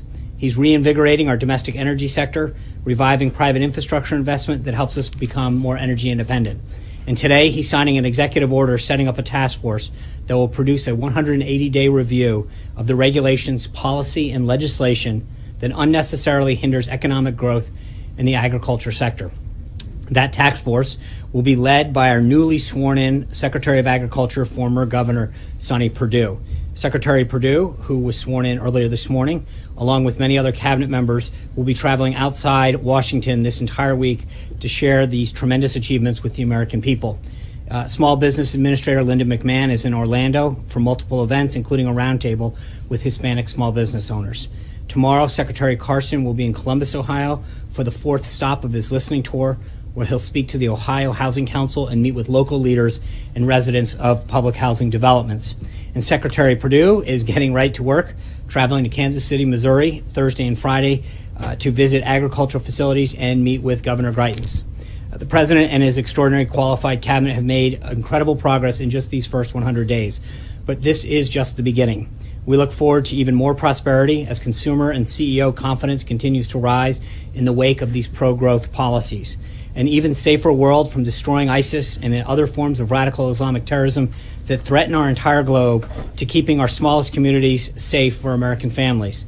And a government that serves the people, not the special interests or personal political alliances. Finally, before I take your questions, I just want to proudly announce that on May 4th, the President will speak aboard the USS Intrepid in New York City to commemorate the 75th anniversary of the Battle of Coral Sea, a major naval battle during World War II in which the United States joined with Australia to halt the advance of enemy forces. That same day at the museum, the President will hold a bilateral meeting with Prime Minister Malcolm Turnbull of Australia. The President looks forward to meeting the Prime Minister and to showcasing the enduring bonds, deep friendship, and close alliance the United States has with Australia. And with that, let's go. John Roberts. Sean, does the White House believe that Lieutenant General Michael Flynn broke any laws in filling out his standard Form 86 disclosure? And furthermore, why is the White House apparently stonewalling the Committee on Oversight and Government Reform on its request for some of the documents that should be in the White House's possession on Mr. Flynn? I will correct you on that. The committee sent a form letter to several agencies, including the White House, asking to find those documents. The documents in question, the Department of Defense possessed and sent over to him. The documents that occurred before he worked here would be up to him to turn over. So my understanding is the committee has the documents that they were looking for. In the letter that Mark Short, and I know that SF-86 was referred to the DIA. And it wasn't just referred to him, that's where it's held. Well, I know, but they were referred to the DIA for the SF-86, and apparently they have gained access to that document. But there are other documents that should be in the White House's possession that Mark Short in the letter to the committee said the White House can't provide because of sensitive nature. Also said that there were no documents that were available prior to the 20th. Right. But I also asked the question, does the White House believe that Lieutenant General Flynn might have broken the law when he filled out SF-86? I don't. That would be a question for him and a law enforcement agency, whether or not he filled. I don't know what he filled out and what he did or did not do. That all happened. He filled that form out prior to coming here, and so it would be up to the committee and other authorities to look at that. I don't know, but with respect to the letter, they asked for three things. The SF-86, which you properly point out was in the possession of the DIA. My understanding through reports is that they have obtained that. Then they asked for documents prior to January 20th. As you know through the Constitution, we didn't assume the White House until January 20th at noon, so we don't have the documents prior to assuming the White House. And then the third would be they listed for every call and contact that he made, which is an extraordinary number. That's a very that's a very unwieldy request. So was it the sheer volume of it, or was Well, I mean, it's to say we want the National Security Advisor, whose job it is to talk with foreign counterparts on a daily basis to document every call that he may or may not have made, is not exactly a request that's able to be filled. But every document that they asked for, my understanding is that they've gotten. Is it your position that during the transition, the Trump transition has no custodial possession of any of these documents? Well, I would, again, that Flynn filled out as part of the process to become the president's national security advisor. I mean, you seem to be suggesting there's an arm's length relationship. No, It's your because transition. right. Thanks. There's two issues. He had an SF-86, which is a security clearance form that was filled out during the Obama administration. He had a investigation in 2016 that was done under the last administration. And again, those are not documents that the White House would ever possess on any employee. They would come from the requesting authority. Okay, so and so in that case, again, remember they sent out a form letter to I think 5 or 6 agencies requesting the same documents. The place where the documents that they had questioned did fulfill that request. Right, and I'm just trying to find out from your perspective, is there no obligation, either with the transition or the White House, to do anything more than you have done or has been done in this matter? Everything that the White House has been asked to do, we have made that the only documents that were made available to them that they asked for were the ones that the Department of Defense had. And how about these calls made when he was working during the transition on behalf of a future President Trump? Aren't those things that you should have some either responsibility or obligation to provide if you can? Well, I think again, it's a question is if you can. When you ask for every call, no, but I think that's a pretty. There is, I mean, that to ask for every call or contact that a national security advisor made is pretty outlandish, if you will. To say that we want to have a list of everything that there is no. But theoretically, but again, those question, calls were made on behalf of the Trump transition, were they not? When? When he was in the, I mean, this. Look, this Major, period of time- he did not. this We period of started time this that the administration on Clinton January was- 20th. All the information that they're talking about occurred prior to him being at the White House. Right, but it was So working for the transition. And I'm okay, just then- saying, is there then- any then obligation asking you the- have? Not the White House. Everything that is being questioned occurred prior to January 20th. But you actually the delivery of those documents? But you're acting as if you had no custodial or Right, ethical the responsibility of your own transition. That's all I'm trying No, to no, get at. and I guess the question is that what He was not making calls as a private citizen. He was making I- it as a future national security advisor. I understand that, and right now to ask the White House to produce documents that were not in the possession of the White House is ridiculous. I got John. Thanks a lot, Sean. A few weeks ago, when General Flynn's attorney wrote to the Senate Intelligence Committee suggesting some sort of immunity deal for General Flynn, I asked you a question about whether the White House would be invoking executive privilege. And your response at that time was, no, we have no problem with General Flynn testifying. He's free to do so. We won't be invoking any type of privilege. Does that also apply to any documents that the White House may have relating to General Flynn, his service, his short service as the National Security Advisor to the President, and the time in which he served in the transition period as an advisor to the President-elect? I think, look, when you ask, I know that when Chaffetz was asked that whether or not what he is looking into had anything to do with the White House, my understanding is he was very clear that that had to do with his time prior to that. So talking about what his role is at the White House seems not germane to any of the questions that are being asked. What about prior to his service at the White House? Well, that, again, would have to go to General Flynn. There's nothing that is being asked for with respect to his service here at the White House. The documents that Major was referring to rest within the Department of Defense. My understanding is that they were provided. And the overall issue of privilege, would you be invoking We're not. privilege? I'm not at this time to answer that question. I don't know the answer. There's nothing that would that I'm responding to on that particular matter. Trey. Sean, generally speaking, within the Trump administration, how important is it to the president that everyone working for this administration is honest on their security clearance forms? Very. And so, and if they don't, then they're going to be, investigated. I mean, but you assume, look, everybody fills out forms all the time. All of us, in some point, sign our name and swear under oath that everything that's done there. So I think each and every one of us, in different ways, signs our names and agrees to abide by the information that we provide. Just following up, do you know if the president is aware of the comments that were made by the House Oversight Chairman today? And does he agree at all with the assertion that it seems as though General Flynn was not in compliance with the law? I'm not. And again, that would be a matter for them to look into, not for us. Caitlin. Does the White House consider Mike Flynn's payment from Russia today to be a payment from a foreign government? I don't know. That was, again, all of that occurred prior to his service. Your White House, does this White House consider a payment from Russia today to be a payment from a foreign government? I understand. What I'm saying is everything that he did was prior to coming to this White House. So for us to determine someone else's thing as a consultant. Today, do you consider that to be a payment from a foreign government? I'm sorry, if what? If someone took money from Russia today. If they were an employee of the White House, absolutely. But again, I don't know the exact circumstances. Everything that is being discussed occurred prior to his employment at the White House, occurred as a consultant. And so whatever he did, as long as he did it in compliance with the law, as every one of us as a citizen has the right to do, that's up to an individual to do and then comply with the law. To follow up on on that. Why wasn't he more closely vetted during the transition period?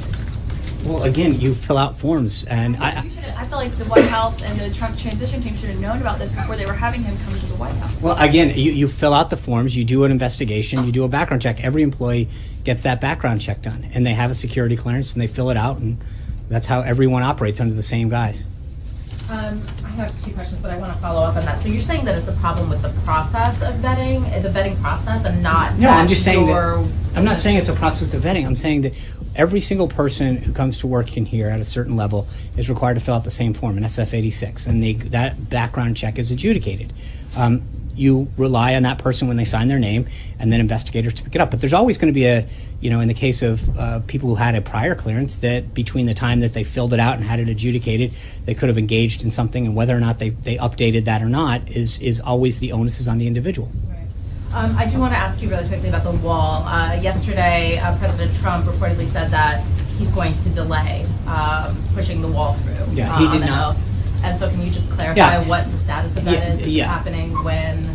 Thank you. The president made it very clear, I think he tweeted about this earlier, his priorities have not changed. There will be a wall built. It's important to prevent human trafficking, gangs like MS-13 from coming into the country, the flow of illegal drugs, illegal immigration. There is a national and economic safety issue by having a wall that ensures our country's safety. And there's plenty of planning that can be done in FY17. We're going to continue. Our priorities are clear going into FY17, the remainder of budgeting for that, and we'll continue to ask for more in FY18. So it's delayed for now. No, I until didn't. it's- No. I never. No one said delayed. No. There's a No. There's two budget processes. Right now, we're going to end FY17 this week. We hope to continue to get funding in that, as the president laid out, for both border security and homeland security and national defense, as we've always maintained. And then when we come to FY18, that starts at the end of or beginning of October, the end of September, in that next budget, we'll go for the next group of money. So you expect partial funding? I think we're going to we've made our priorities very clear as we continue to negotiate, and I think nothing has changed on the president's priorities. Sure. One more. The president has threatened to withhold cost-sharing payments from insurance companies. So is that still the case? He hasn't. I think we've made it very clear that we want to repeal and replace Obamacare, and I think we continue to see there's a prop up right now, and that's why we need to act as soon as possible to get an insurance plan in place, a new insurance plan system in place that will protect people's insurance and not have these skyrocketing costs. But we have an artificially propped up insurance system right now because of these payments, and I think that we've got to make sure that we do everything we can as quick as we can to put a system in place that will solve that. Jonathan. So just to follow up on the two big topics, the wall and on Flint. First, on the wall, just want to be clear. So is the president no longer insisting that there is money for the wall in this current appropriations bill? The president's priorities are clear for FY17. There's a lot of things that we can do in the remaining months up until the end of September for planning and making sure that we get everything that we need, funding that we need for that aspect of things.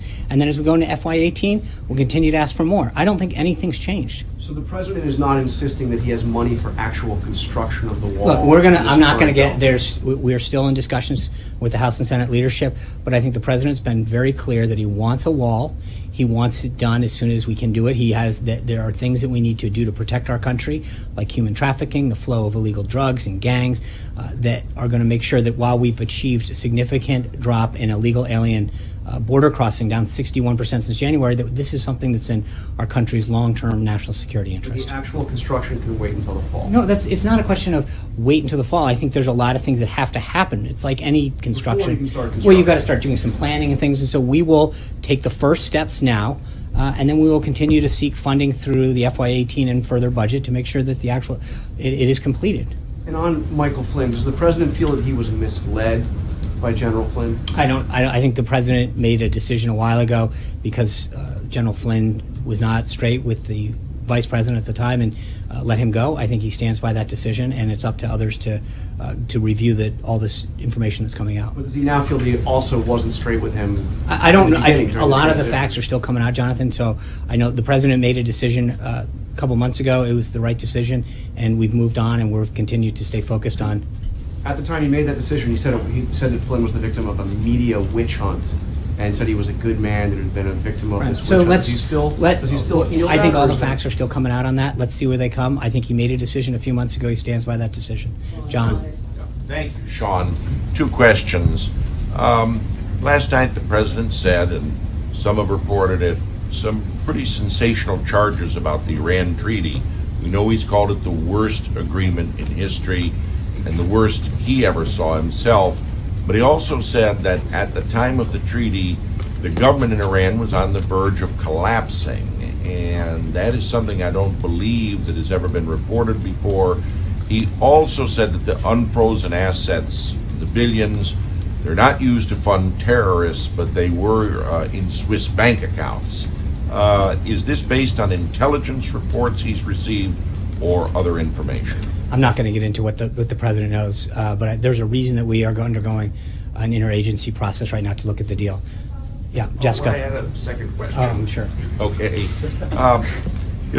On General Flynn, anyone who is at his level and some levels below undergoes an investigation by the FBI with a final report. Was the president ever given a final security report by the FBI on General Flynn? I don't know how. I don't. He was the head of DI of the Department of the Defense Intelligence Agency. He had an existing clearance. Jessica. So on North Korea, Sean, if you could just talk a little bit more about the overall efforts that the administration is making. We note the United Nations meetings yesterday. Now you've got an up-and-coming meeting with Congress. Are you, as an administration, trying to get a coalition together to build a stronger diplomatic case around actions against Pyongyang? Yeah, well, I think you saw Ambassador Haley yesterday in the discussion that the other ambassadors who visited the White House engaged in a very robust discussion with respect to North Korea, both as a group and then with the president. So obviously, the more that we can solve this diplomatically and continue to apply pressure on China and other countries to use the political and economic tools that they have to achieve a goal in stabilization in the region, but also to tamp down the threat that North Korea faces, I think that is something that we all share. How would you characterize the administration's overall strategy on the DPRK? I think it's ongoing, and I think we've seen very positive signs with respect to a nation like China. I think the relationship the president built with President Xi down in Mar-a-Lago is definitely paying off dividends. And this president's relationships that he's building with heads of government is clearly reestablishing America's place in the world and getting results for the country. Kayla. Will you articulate that strategy on Wednesday when you have the meeting of the senators? I'm sorry? Will you be able to articulate that strategy and put a finer point on it for the senators? Just to be clear, that meeting is a Senate meeting led by Leader McConnell, just utilizing our space. So that is their meeting. So we're not there to talk strategy. They are going to be briefed by the. Can I answer the question? Major, you want to come on up? I'm just I understand there are 4 brief. Hold on. Characterize it as you presenting your strategy to the U.S. There are Senate? 4 briefers that are coming up to talk about the situation in North Korea. They will be briefed by. This is a Senate-led meeting that they are getting. Those 4 briefers will share to them the current situation in North Korea. Kayla. Strategy to be articulated, though? Huh? So the senator should not expect. Well, no, to hear your obviously the strategy. Secretary of State and others are going to talk about our posture and the activities that we're undergoing, and Chairman Dunford will lay out some of the military actions and the way that they see the lay of the land. I mean, they're going to answer questions as they routinely do on a situation like this. Kayla. How long would you reasonably expect the government to take to be fully staffed with essential personnel to draft, negotiate, and implement complicated policies like tax reform and put forward something that's a little bit more meaty than just broad principles? Well, I think we're going to we'll have something to share with you tomorrow, and then we're going to continue to work with allies and individuals who want to be part of this process. That conversation has really kicked off in earnest with members of the House Ways and Means Committee and Senate Finance Committee, the leadership, and so we will continue to engage in that discussion. Then outside stakeholders to try to get a plan really put together and details laid out in the next several weeks once we make the announcement tomorrow. What progress have agencies been able to make in carrying out the executive orders that the president has put forward? Because today is actually the deadline for the regulatory reform officers to be in place. How many of those are there? I don't have a number on that. I can talk to our personnel office and get back to you. But I think we have been able to work with, in many cases, and I think I went over this early on in the process, but we installed, we called beachhead teams during the transition process. We put 400 plus individuals into these departments that in most cases transform into Schedule C employees. So we have been able to be up and running on almost every one of these in a very, very early process when you look at the totality of how we handled the transition of government. So, Eamon. Thanks, Sean. Staying on taxes for a minute, can you give us a sense, the President said that he's going to present this plan tomorrow. Can you give us a sense of what we're going to see and when we're going to see it? No. We're going to wait till tomorrow. I think we'll have plenty of time to talk about that tomorrow. Adam? Just a bit of color. The President on Friday, when he announced that it was going to happen on Wednesday, aides here at the White House and over at Treasury seemed a little bit surprised to find out that this was coming as early as Wednesday. Can you tell us who inside the White House and at Treasury the President told he was going to announce this on Wednesday before he made the announcement? I think tomorrow we'll have a great plan for you to see. Adam? The Secretary of the Treasury actually said that the goal of tax reform is to spur growth of 3% or more, but already people are worried about deficits, and Taxpayers for Common Sense put out a statement saying that growth, hogwash, growth is the magic pixie dust policymakers throw on economic plans to make them appear fiscally sound when they are not. What would you say to Republicans on Capitol Hill who were worried about this being a tax reform that would blow a hole in the deficit and in debt? Well, I will wait until tomorrow. You can see the plan. But I think obviously we've got to do everything we can to get economic growth going and job creation going. The President's made tremendous headway on the regulatory front, and he's going to do everything he can on the tax front. But we've talked about this before. I mean, if you look at the corporate side in particular, we have become largely uncompetitive because of our rates. And I think the more we can do to make our country, our businesses, our manufacturers in particular, more competitive, that's good for American workers, it's good for our economy, it's good for economic growth. And I think the President, as I noted, I mean, when you look at the regulatory side of what he has done, it has really helped a lot of industries start to see light, and that's why I think you see the confidence levels in so many surveys so strong under this president, because he's achieved real results already. So I will see you guys tomorrow. We'll talk about the tax plan. Thanks. Welcome back. That was the Sean Spicer press briefing. This is the post show at Right Side Broadcasting for the Sean Spicer press briefing. We'll be talking about what Sean Spicer and Commerce Secretary Wilbur Ross talked about today. We'll be hearing your comments. We'll be taking your calls. So we'd love to hear from you what you thought about the briefing, about what came up during the briefing. You can either direct message me on Twitter at Lookner, at Lookner, or email me at steve.lookner@rsbn.tv, or call us. Give us a call. Let us know what you're thinking. 202-470-0049. Bunch of different things covered today. I want to first, Joe, just say that in addition to covering I know some people were asking about this if you didn't hear on the pre-show. In addition to covering the Sean Spicer briefings this week, we will be going and covering President Trump's rally in Harrisburg, Pennsylvania on Saturday. So mark that off on your calendars. If you like watching the rallies, watch it with us. We'll be covering it all day. We'll start several hours earlier. We'll talk to the people in the crowd. We'll show you all the introductory speakers and all of President Trump's speech, and then interview people in the crowd after the rally when the rally's ending. So it'll be a fun day there. Just if you like that kind of coverage, you like seeing us go to the rallies, you like seeing us give you an alternative to the mainstream media for breaking news coverage and coverage of Sean Spicer's press briefings, please consider donating, because we rely on your donations to stay on the air. We can't stay on the air without your support. One way to donate is you can go to rsbn.tv/donate, rsbn.tv/donate. But also, if you're interested, we recently started a Patreon page where you can sign up to make a monthly donation, and in return, you get like cool freebies from Right Side Broadcasting. There's like a gift bag, and there's like, you can get like a song written to you by music expert and composer who works at Right Side, Jake Seals. So there's all kinds of stuff you can get. And if you're interested in that, go to www.patreon.com/RSBN, and Patreon is Patreon. And you can also always donate by, if you're watching on YouTube, clicking at the $sign at the bottom of the chat room. So let's talk about some of the stuff that Sean Spicer talked about today. And also, I think, before I do that, though, I do want to get to, I got a message or two during the briefing, and I want to answer that. Yeah, Andrew Sova had written, if you don't know, tomorrow is Melania Trump's birthday. I didn't know that. So thank you, Andrew, for letting us know and letting the viewers know if you didn't know. Okay, let's talk about what happened in the briefing. So Wilbur Ross, the Commerce Secretary, was there. He came in first. Sean Spicer brought him in, and he actually spoke for a little while and answered a bunch of questions. And the main thing he was there to talk about, though, was the new tariffs that President Trump has put on a certain kind of Canadian wood. I believe it's called softwood. It's a wood that's used often for housing.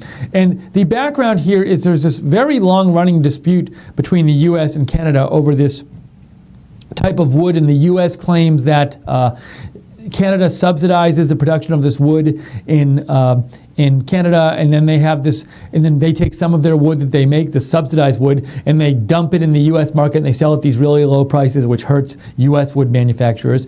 And from 2005 to 2016, or actually, was it 2005 or it was till 2015. So either in 2005 or 2006, this agreement came into effect, and it went till 2015. There was an agreement between the U.S. and Canada covering this type of wood. But that agreement expired in 2015. They haven't reached a new agreement yet. And the U.S. government is claiming that Canada has been dumping their wood again. And as punishment for this, Wilbur Ross said that the U.S. will be imposing tariffs on this kind of wood coming in from Canada. The tariffs will range from like 3% to 25%, depending on which the company is. But also, I've seen this number, like if there's certain companies that have a specific number imposed on them, and on other companies the tariff will be 20%. So, and there's a significant amount of tariffs, and there were a number of questions on that. And one thing that a couple things Wilbur Ross said is Secretary Ross said he didn't think that this was going to affect the more general good relationship between, President Trump and Prime Minister Trudeau of Canada. Also, it was asked, hey, since this wood is used in building housing, might this raise the price of houses a lot?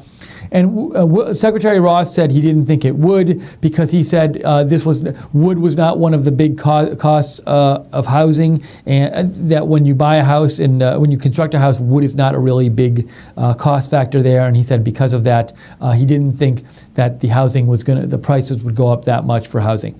So that is something that was talked about. And then he talked about some other issues. Wilbur Ross, did I write down anything particularly exciting that I thought, I will say this, Wilbur Ross also was asked about growth, and he said with all the actions President Trump is taking, he thought the U.S. economy should grow at 3% or higher. And also, I know somebody asked Wilbur Ross about General Flynn, and he said something like, is that really a question about commerce? So he certainly stayed up there for a while answering questions, Wilbur Ross, before Sean Spicer took over and did his normal answering of questions. So I'm just going to check real quick before I get to what Sean Spicer talked about.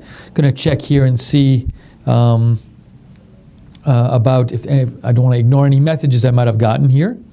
No to the Mark said, night and day from then and today, did Josh Earnest ever provide real answers or bring in Commerce Secretary to answer questions? Crooks. So no to the Mark. You think you like these briefings better than the Josh Earnest briefings under President Obama, it's apparent. Now, that's a good question, Mark. No to the Mark. I don't know if the Commerce Secretary ever was brought into a press briefing. I actually think it's kind of neat when Sean Spicer brings in these cabinet people, cabinet members to a press briefing. More opportunity to ask these people questions, which I think is good. And I was actually wondering a similar thing myself. I was wondering, did this happen under President Obama? I just can't remember. Maybe I'll look that up. But if somebody has a good memory about that, feel free to write in. But I like it. Why not? It's like the special guest you get at some days. And but I also think what I also like is, it's not just the cabinet member coming in and reading a speech. The cabinet member actually will answer some questions. So Wilbur Ross today came in to talk about the Canada tariff stuff, but he stuck around and answered some questions, and I like that. And it also, as you know, we hear a lot of similar questions in the press briefings from day to day, and also, you can kind of tell a lot of times what's going to be asked about. But when you have somebody like Wilbur Ross in there, you get all different kinds of questions you're not used to hearing, which I think is refreshing. So thanks for writing in, No to the Mark. And let me pull up my email here. So just to say again, as we're on the post show, as we're on the post show and as we're talking about what went on in the press briefing today, feel free to comment and write in or call in. You can call in at 202-470-0049, or you can email me at steve.lookner@rsbn.tv, or you can direct message me on Twitter at Lookner, at LOOKNER. I do know that our producer, Micah Messer, wanted to call in about some things, and he's going to be calling in soon, so we look forward to that. He had some things he wanted to talk about regarding what was talked about at the press briefing. Let me go over some more things that came up during the press briefing that I wrote down that I thought were particularly interesting. So Sean Spicer was asked about the meeting tomorrow between all the senators. I don't know if they're all going, but all the senators were asked to go to the White House for a briefing about North Korea. And Sean Spicer, on the one hand, he didn't make it sound like it was like some big, let's plan some huge strategy meeting. So what he said is that, he said Joint Chiefs of Staff Chairman Dunford will lay out some of the military actions for the senators coming tomorrow. But he also said it's like a Senate-led meeting. So there wasn't a lot of concrete information given out about the meeting. But it didn't seem to me to be like a meeting where they're all going to sit down and figure out the concrete strategy for. He said it sounded more to me like he was suggesting that this was a meeting where the Senate could get some information, but not in a meeting where they would decide what was going to happen on this impending. It wasn't like, hey, let's have an emergency meeting. We have to decide by tomorrow what we're going to do about North Korea. At least that's not the impression I got. It seemed to be more of we're going to provide the Senate with some information and a briefing and let them ask questions. But who knows what the meeting will actually be. That's the general impression I got from what I heard from Sean Spicer. Let's see, what else did he say that I wrote down here?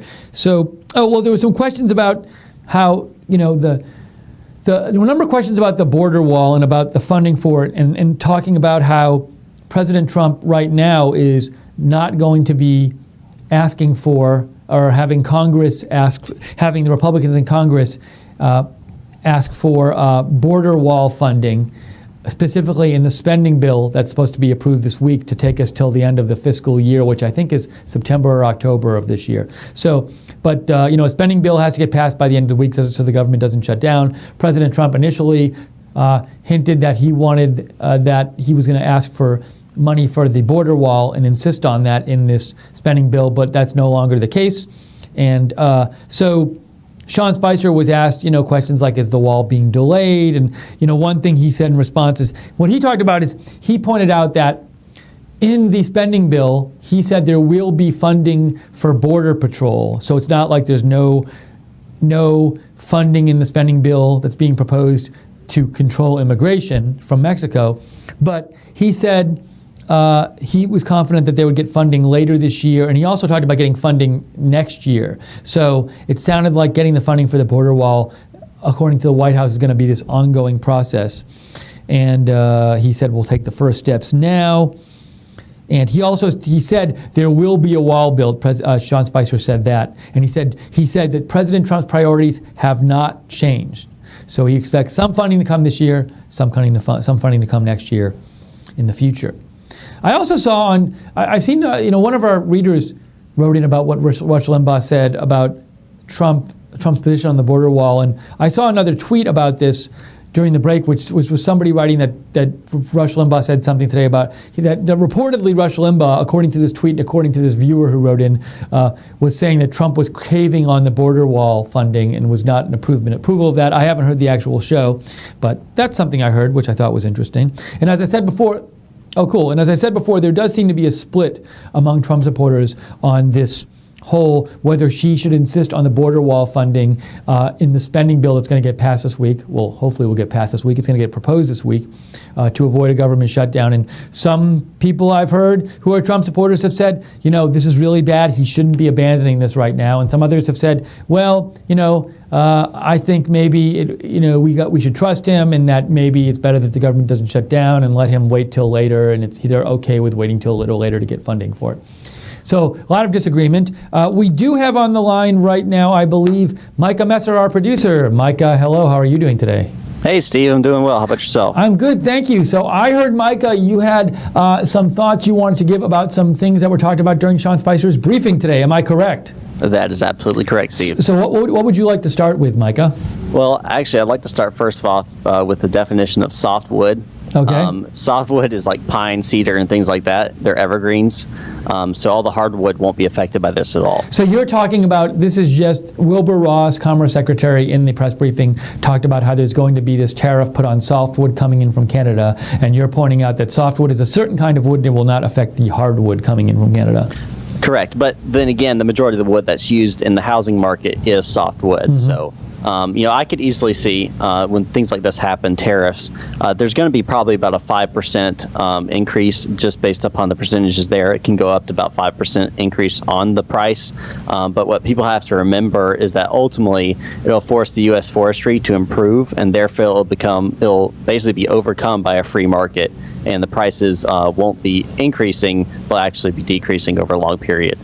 Well, you're saying that if the prices of wood go up in the short term, it'll spur wood producers in this country to produce it for less. Am I correct? I'm just making sure I'm getting your point correct, Micah. Partially. You also have the fact of right now, as you mentioned, there a huge influx of wood into our current market by Canada, and for a really low price.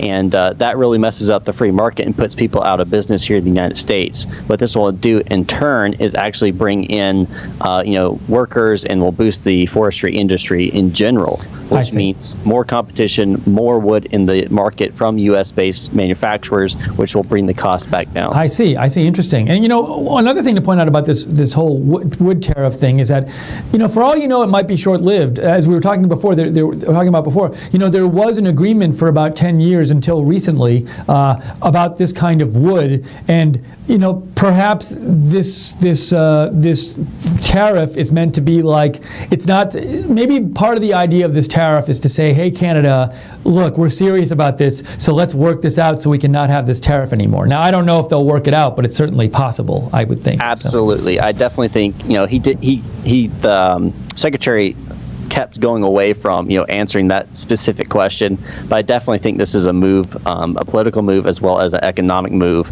to say, hey Canada, listen, we like you and all, but you have to play just like the rest of us, and you can't be doing this to us. Yep.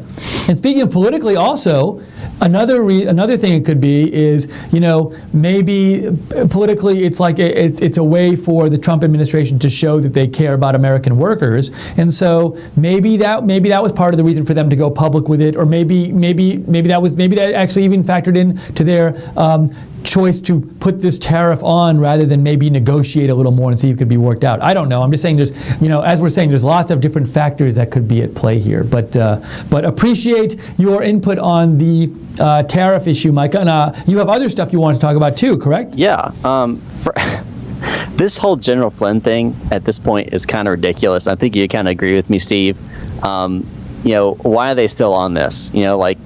They're so focused in on this, they're missing all the good things that are occurring.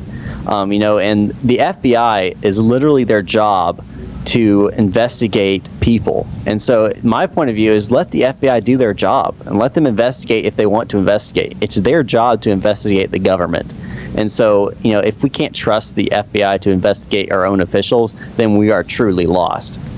Yeah, and it's I think I agree with you, like how much attention was being paid to this during the press briefing, because I thought it was going to be asked about, but they were asking about it a lot, and it's one of these things where the amount of time spent on it in the press briefing versus the importance, I think, to the world in general and to the lives of average Americans, and as a story in itself, I think the ratio is out of whack, like I thought it was with the Nunes thing, and it's just, as I was talking about in the pre-show, he's not in the administration anymore, and even in Sean Spicer, he didn't deny that General Flynn did something illegal. He said maybe he did. If he did, it'll get investigated. So I don't see, it's not like the administration's like trying to cover up something that General Flynn did. So I just don't see why it warrants so many questions in the briefing. I don't know about how you felt about that in terms of the number of questions it got. I maybe one or two, okay, I understand that, but when it started about 10 minutes worth of just General Flynn,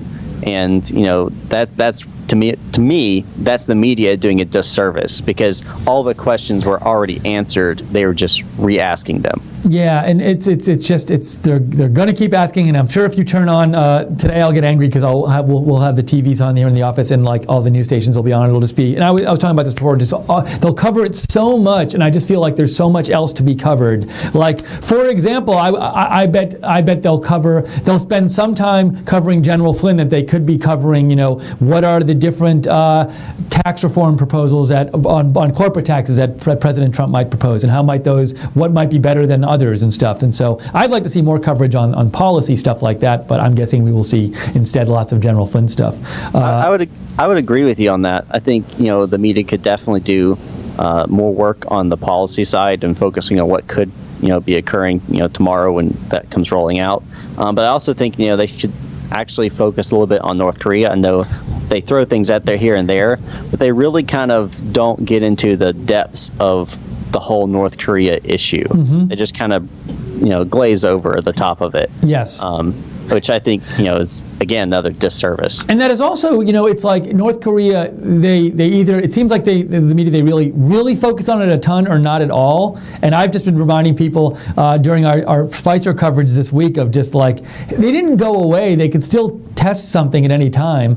And President Trump, I saw something he said this morning, and I can't remember where it was, but he might have said this last night, so I wish I could remember where it was, but it was a recent quote from him where he just again said something like, people have been ignoring this way too long, we can't ignore it anymore, it has to get fixed. And that's really serious. That's a strong position, and that suggests like something's going to happen one way or the other, like either North Korea will reach a deal with us or there'll be some military action. But like, I agree with you. It's a really important issue, and it hasn't gone away. And so, I always like when there's more coverage of the North Korea issue. Well, I think.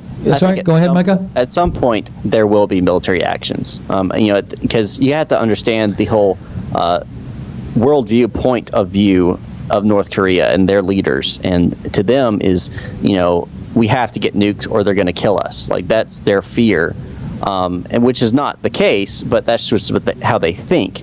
And what's going to happen is, all this economic pressure on North Korea, which I don't disagree with, from China and from the U.S., is going to make North Korea do something rash, whether that's using a nuclear device or conventional warfare, attacking South Korea or China or Russia. We don't really know. But it's a tense situation, but it has been for the last 50, 60 years. And what people have to realize is this is a very long, ongoing, struggle and issue that's been going on. But it is kind of getting a little more tense because now the U.S. isn't going to take any more. We're basically saying we're done giving ground. You have to not develop nuclear weapons or we are going to do something. And I do see a possibility of a quick action strike, which would neutralize the either the head of the government or neutralize their ability to produce any type of weapons. Yeah, I certainly think, Micah, that is a definite possibility, just because they're so close now, from reports I've read, to being able to miniaturize nuclear weapons and develop missiles that could hit the continental U.S. And so it's getting to the point where it's like, if we're going to stop them, it's got to be done soon. And if, like you say, the North Korean government's view is we need to develop nuclear weapons to have as like a safety measure so that we can't get overthrown or taken out by anybody else, they're going to not stop working on them. So it really could come to a point where President Trump is faced with like, okay, we either take military action or they have nuclear weapons on missiles that can hit the United States. To me, President Trump's rhetoric has suggested that he ultimately would take military action in that case. We'll see what happens, but I do agree that it bears watching. Now, Micah, you're going to be traveling with us to President Trump's rally this weekend, correct? That is absolutely correct. And have you ever been to Harrisburg, Pennsylvania, Micah? I have not. I have not, no. I'm looking forward to it. I am too, and we're looking forward. We will be out there covering all the people and talking to people in line and stuff like that. So I think it'll be a cool, fun experience. And Micah, anything else you wanted to talk about today? Not really. I think the whole wall issue is not an issue anymore.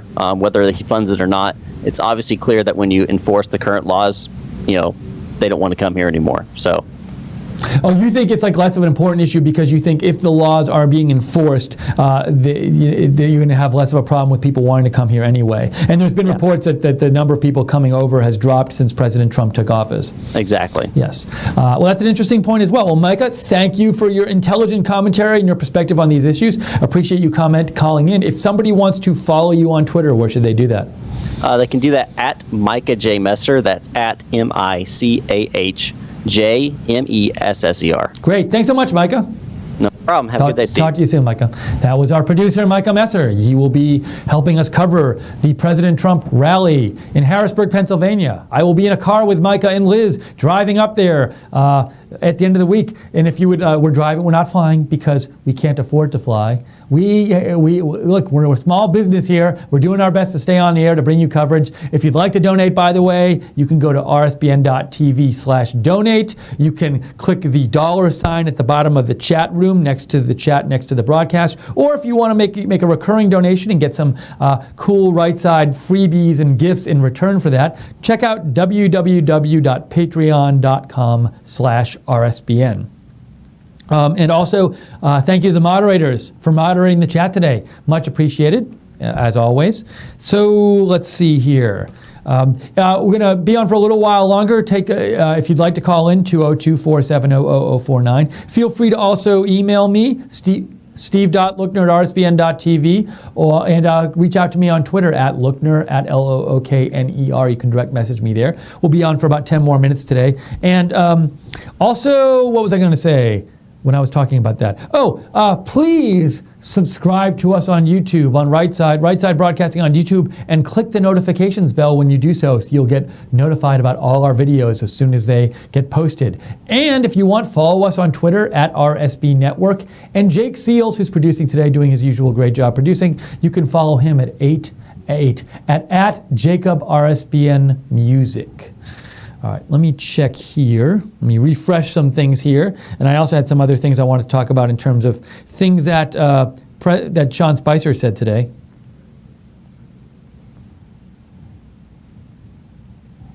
Hold on a second.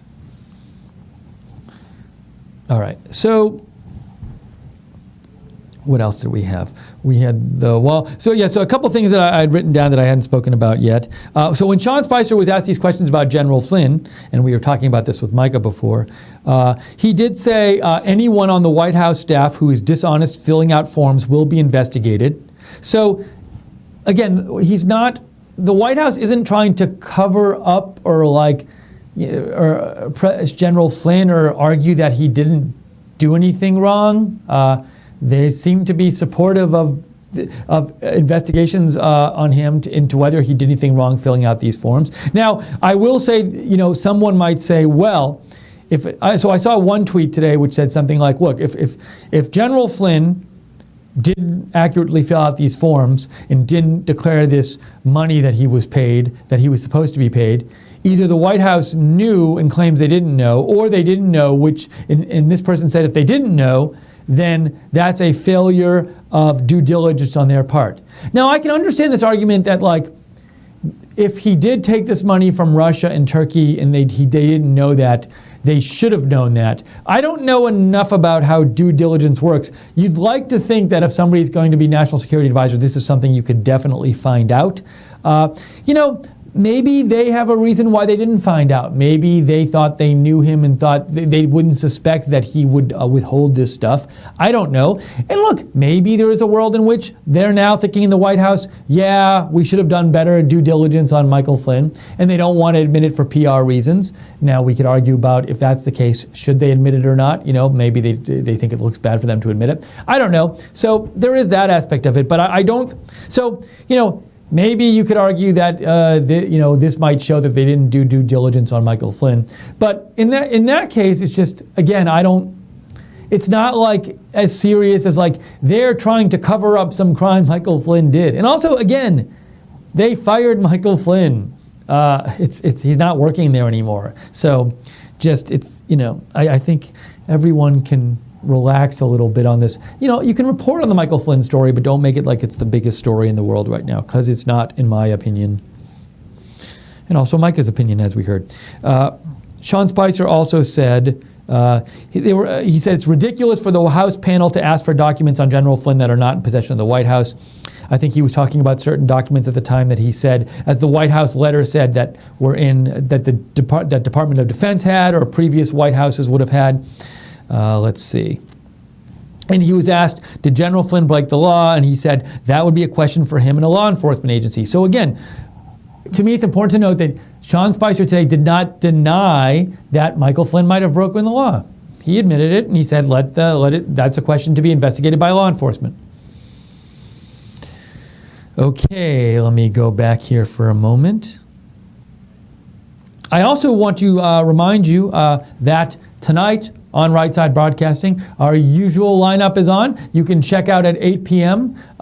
America First with Nick Fuentes, and at 9 p.m. The Wayne Dupree Show. So check those out tonight.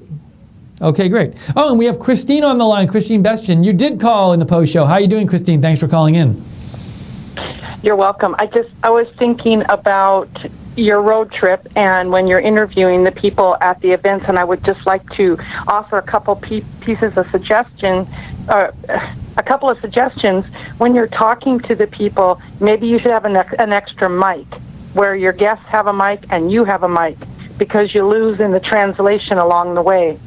Now, all the background noise. Does that make sense? Yeah, this makes total sense, and I totally understand your suggestion. Now, I'm wondering, Jake, I think there might be a technical reason why we're in line. We don't have two mics. Jake, do you want to get on the line and address this? And if you have nothing to say, I'm sorry for putting you on the spot. But Sorry that I missed the question. Go ahead. So what Christine was asking about is she had a good suggestion, which she said when we go to the rallies, like we're going to do on Saturday, and we talk to people in line, is it possible for us to have two mics? Because when we're using one mic, we miss stuff, and we're going back and forth between us and the people. And what I was saying is I think that's a great suggestion, but I also think there's a technical reason why it's hard for us to do that when we're in line. Do you know anything more about this? When we're in the line for the rally? Yeah, when we're outside, like outside the venue, and we're out talking to people in line. Guys, when you are inside the arena, you're stuck behind the fence. Oh, there's that. And you're talking Okay. to the people. Right. And Maggie's on one side, you're on the other, Liz has got a mic, and you're talking to the people. You guys keep the mic to yourself, but you're not putting it on the people. You can't hear the people. Right, and so there's two points here. Additional mics, or one of you guys give up your mic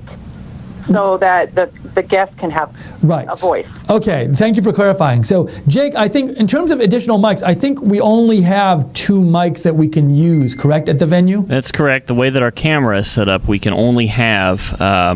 Well, we did actually make that. We had one channel that was mono only, so it was to the left, and we actually figured that out and worked that out. But the wireless mics, the good ones, are really expensive. We can't use the cheaper ones because there's a lot of different frequencies and things going on in that area. So sometimes it can be a little difficult to have two different mics like that working. We do have a wired mic that we use sometimes as well. I don't remember what happened last time, but I know the rally before that we had two mics. So this last one, I think we only used the one. You were there, and I don't remember. We will look into that. But also, Christine, your point about sometimes we do mess up and we miss what the person is saying, so we will pay attention to that. We're trying to get better at that. Also, another thing that happens is the way those interviews are, like, we don't necessarily know before an interview, like, whether it's going to be me and Liz or me and Maggie and the Liz. So a lot of times what we're doing, and we haven't worked out in advance, like, okay, you're going to hold the mic in front of the person and I'm going to talk or something like that. So that's something we will talk about before the next rally and try to get a little better system. Because I know it's like, it's bothersome when you want to hear what the person has to say and we've messed up and missed it. So your point is well taken. You have hundreds of miles to work that out in the car now. Yes, we do. Yes, and I'll chime in. Guys, have a good time. Thank you, Christine. You too, Christine. I'll chime in one more time and say also, too, in terms of what goes on at the rallies, don't forget that because of the way YouTube's copyright policy is, it's very difficult for us to, when they're blaring the music, particularly at the end, we do have to cut down the volume sometimes and put music on in the background to try and block that, because what will happen is if copyright music is picked up on the stream, we will not make any money off of that. All of that money will go to whoever the copyright holder is of that particular song. Not to mention, too, you've been there, Steve. You can tell them how loud it is there, and sometimes it's just impossible, even if you're yelling into the mic, to be able to be clear to the people. So I just wanted to re-clarify that for people. There's a lot of people that do ask why we play our music. If you're new here and you don't watch anything other than our rallies, you know that we have all original music that plays that I create. The reason we have that in the first place is so that you're not watching just a static video with no audio, or listening to the not so fantastic royalty-free music that YouTube has. So I thought I'd throw that in there. Yeah, no, those are all good points to be aware of. So, yeah, if you have questions about the coverage, or you have like suggestions like Christine has, we'd love to hear from you. You know, you can always write to us at feedback@rsbn.tv. And yeah, the noise can sometimes be a real issue at the rallies. The one in Melbourne, Florida, I imagine was so loud I literally couldn't hear what people were saying right next to me, including like Margaret. Maggie. So and it also can make it, when it's loud in there, it can make it very tough for us to communicate with the home base here. So, but we will try to do our best to make sure we don't miss what people are saying, and try to work out some kind of more of a better system where we know in advance who's going to be holding the mic in front of the person, that kind of thing. So appreciate the suggestion. We have here.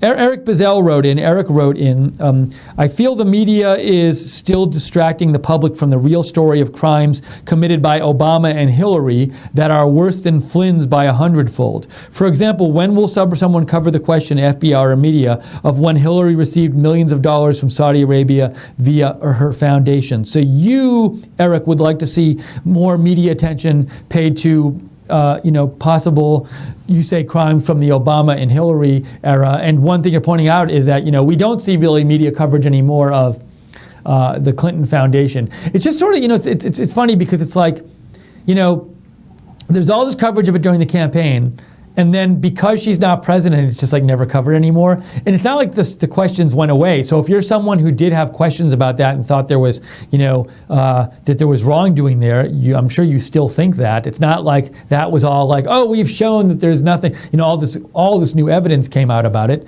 But, the focus is on President Trump now because he's president. But Eric, you think there should be more coverage, and it's slanting way too much toward trying to find things wrong with President Trump and people who are associated with him. And so thank you, Eric, for the message. Let's see here. Okay, we only have a couple minutes here. We're going to wrap it up very, very, very soon. And let me just make sure we're caught up here. So just to remind you, tune in on Saturday for our coverage of the rally, President Trump, Harrisburg, Pennsylvania, lots of coverage. We'll let you know when we're starting. If you want to know when we're starting, make sure you're subscribed to us on Twitter at RSB Network, because we'll tweet out when the coverage is going to start. It'll be several hours before the rally. And what else? What else can I tell you? So that's going to happen. We're looking forward to doing that. If you'd like to, I'll give a last plea. Help us cover the rally, stay on the air, bring you this kind of coverage. Once again, at rsbn.tv/donate, or once again, we have this Patreon site where you can make a recurring donation and you can get goodies in return from Right Side Broadcasting. That's www.patreon.com/RSBN. And you can always donate by clicking the $sign at the bottom of the chat room. Really appreciate it. A number of people have donated this week and said, use this for the trip to Harrisburg, and we will. It'll really help us cover the event. It's not cheap to be able to cover those events. We have to pay for internet. We have to rent a car, drive up there, all these expenses. So thank you for your donations. Pay for gas, all these things. Oh, I think we got one more message here. Let's see. Sightless Seer writes in, it always looks better for an individual or entity to admit their own small part and responsibilities, one's own missteps when aware of them, and do their best to rectify it, than to deny responsibility for even oversights. I will always think more highly of a self-disciplined individual capable of admitting fault and doing everything they can to rectify it. I see it as a sign of an individual who has a healthy self-power over their own ego. One does not need to apologize to admit fault, nor to rectify the mistake. So, Sightless Seer, I can't tell you, are you talking about Sean Spicer today? Or are you talking about Right Side Broadcasting? Are you talking about something else? It's an interesting point. I feel like maybe it's directed at something. I'm not sure what. But we have to go. So I'm going to sign off now. I want to say thank you to Michael Messer for calling in. Thank you so much to Jake Seals for producing. Great job, Jake. Thank you to the moderators for moderating the chat room. Thank you, and also the moderators at rsbntv.tv as well. Thank you to you for watching, and also all of your insightful comments and questions and suggestions. And we will be here. Let's see. If there's a rally, well, if there's, I don't know. I'm not sure if there's a briefing tomorrow, because I know President Trump also said he's going to make an announcement about the tax stuff tomorrow. Will he be doing that live somewhere? Anyways, if he's making an announcement, we'll bring it to you. Assuming we can cover it, which I'm guessing we would be able to. If there's a briefing, we'll bring it to you. If there's breaking news, we'll bring it to you. We will always bring this stuff to you because we want to be there for you to provide an alternative for news coverage, so you don't have to watch the mainstream media if you don't want to. You can watch us, or watch us along with them, whatever you want to do. And watch our shows tonight. As I said before, we have Nick Fuentes and Wayne Dupree on tonight, 8 and 9 p.m. Eastern. And looking forward to covering the rally for you. It's going to be fun on Saturday. So for now, have a great... Oh, and also, if you want to follow me on Twitter, at LOOKNER. If you want to follow Jake on Twitter, at Jacob RSBN Music. And right side is at RSB Network. Have a great day. Enjoy your afternoon, and we will see you later.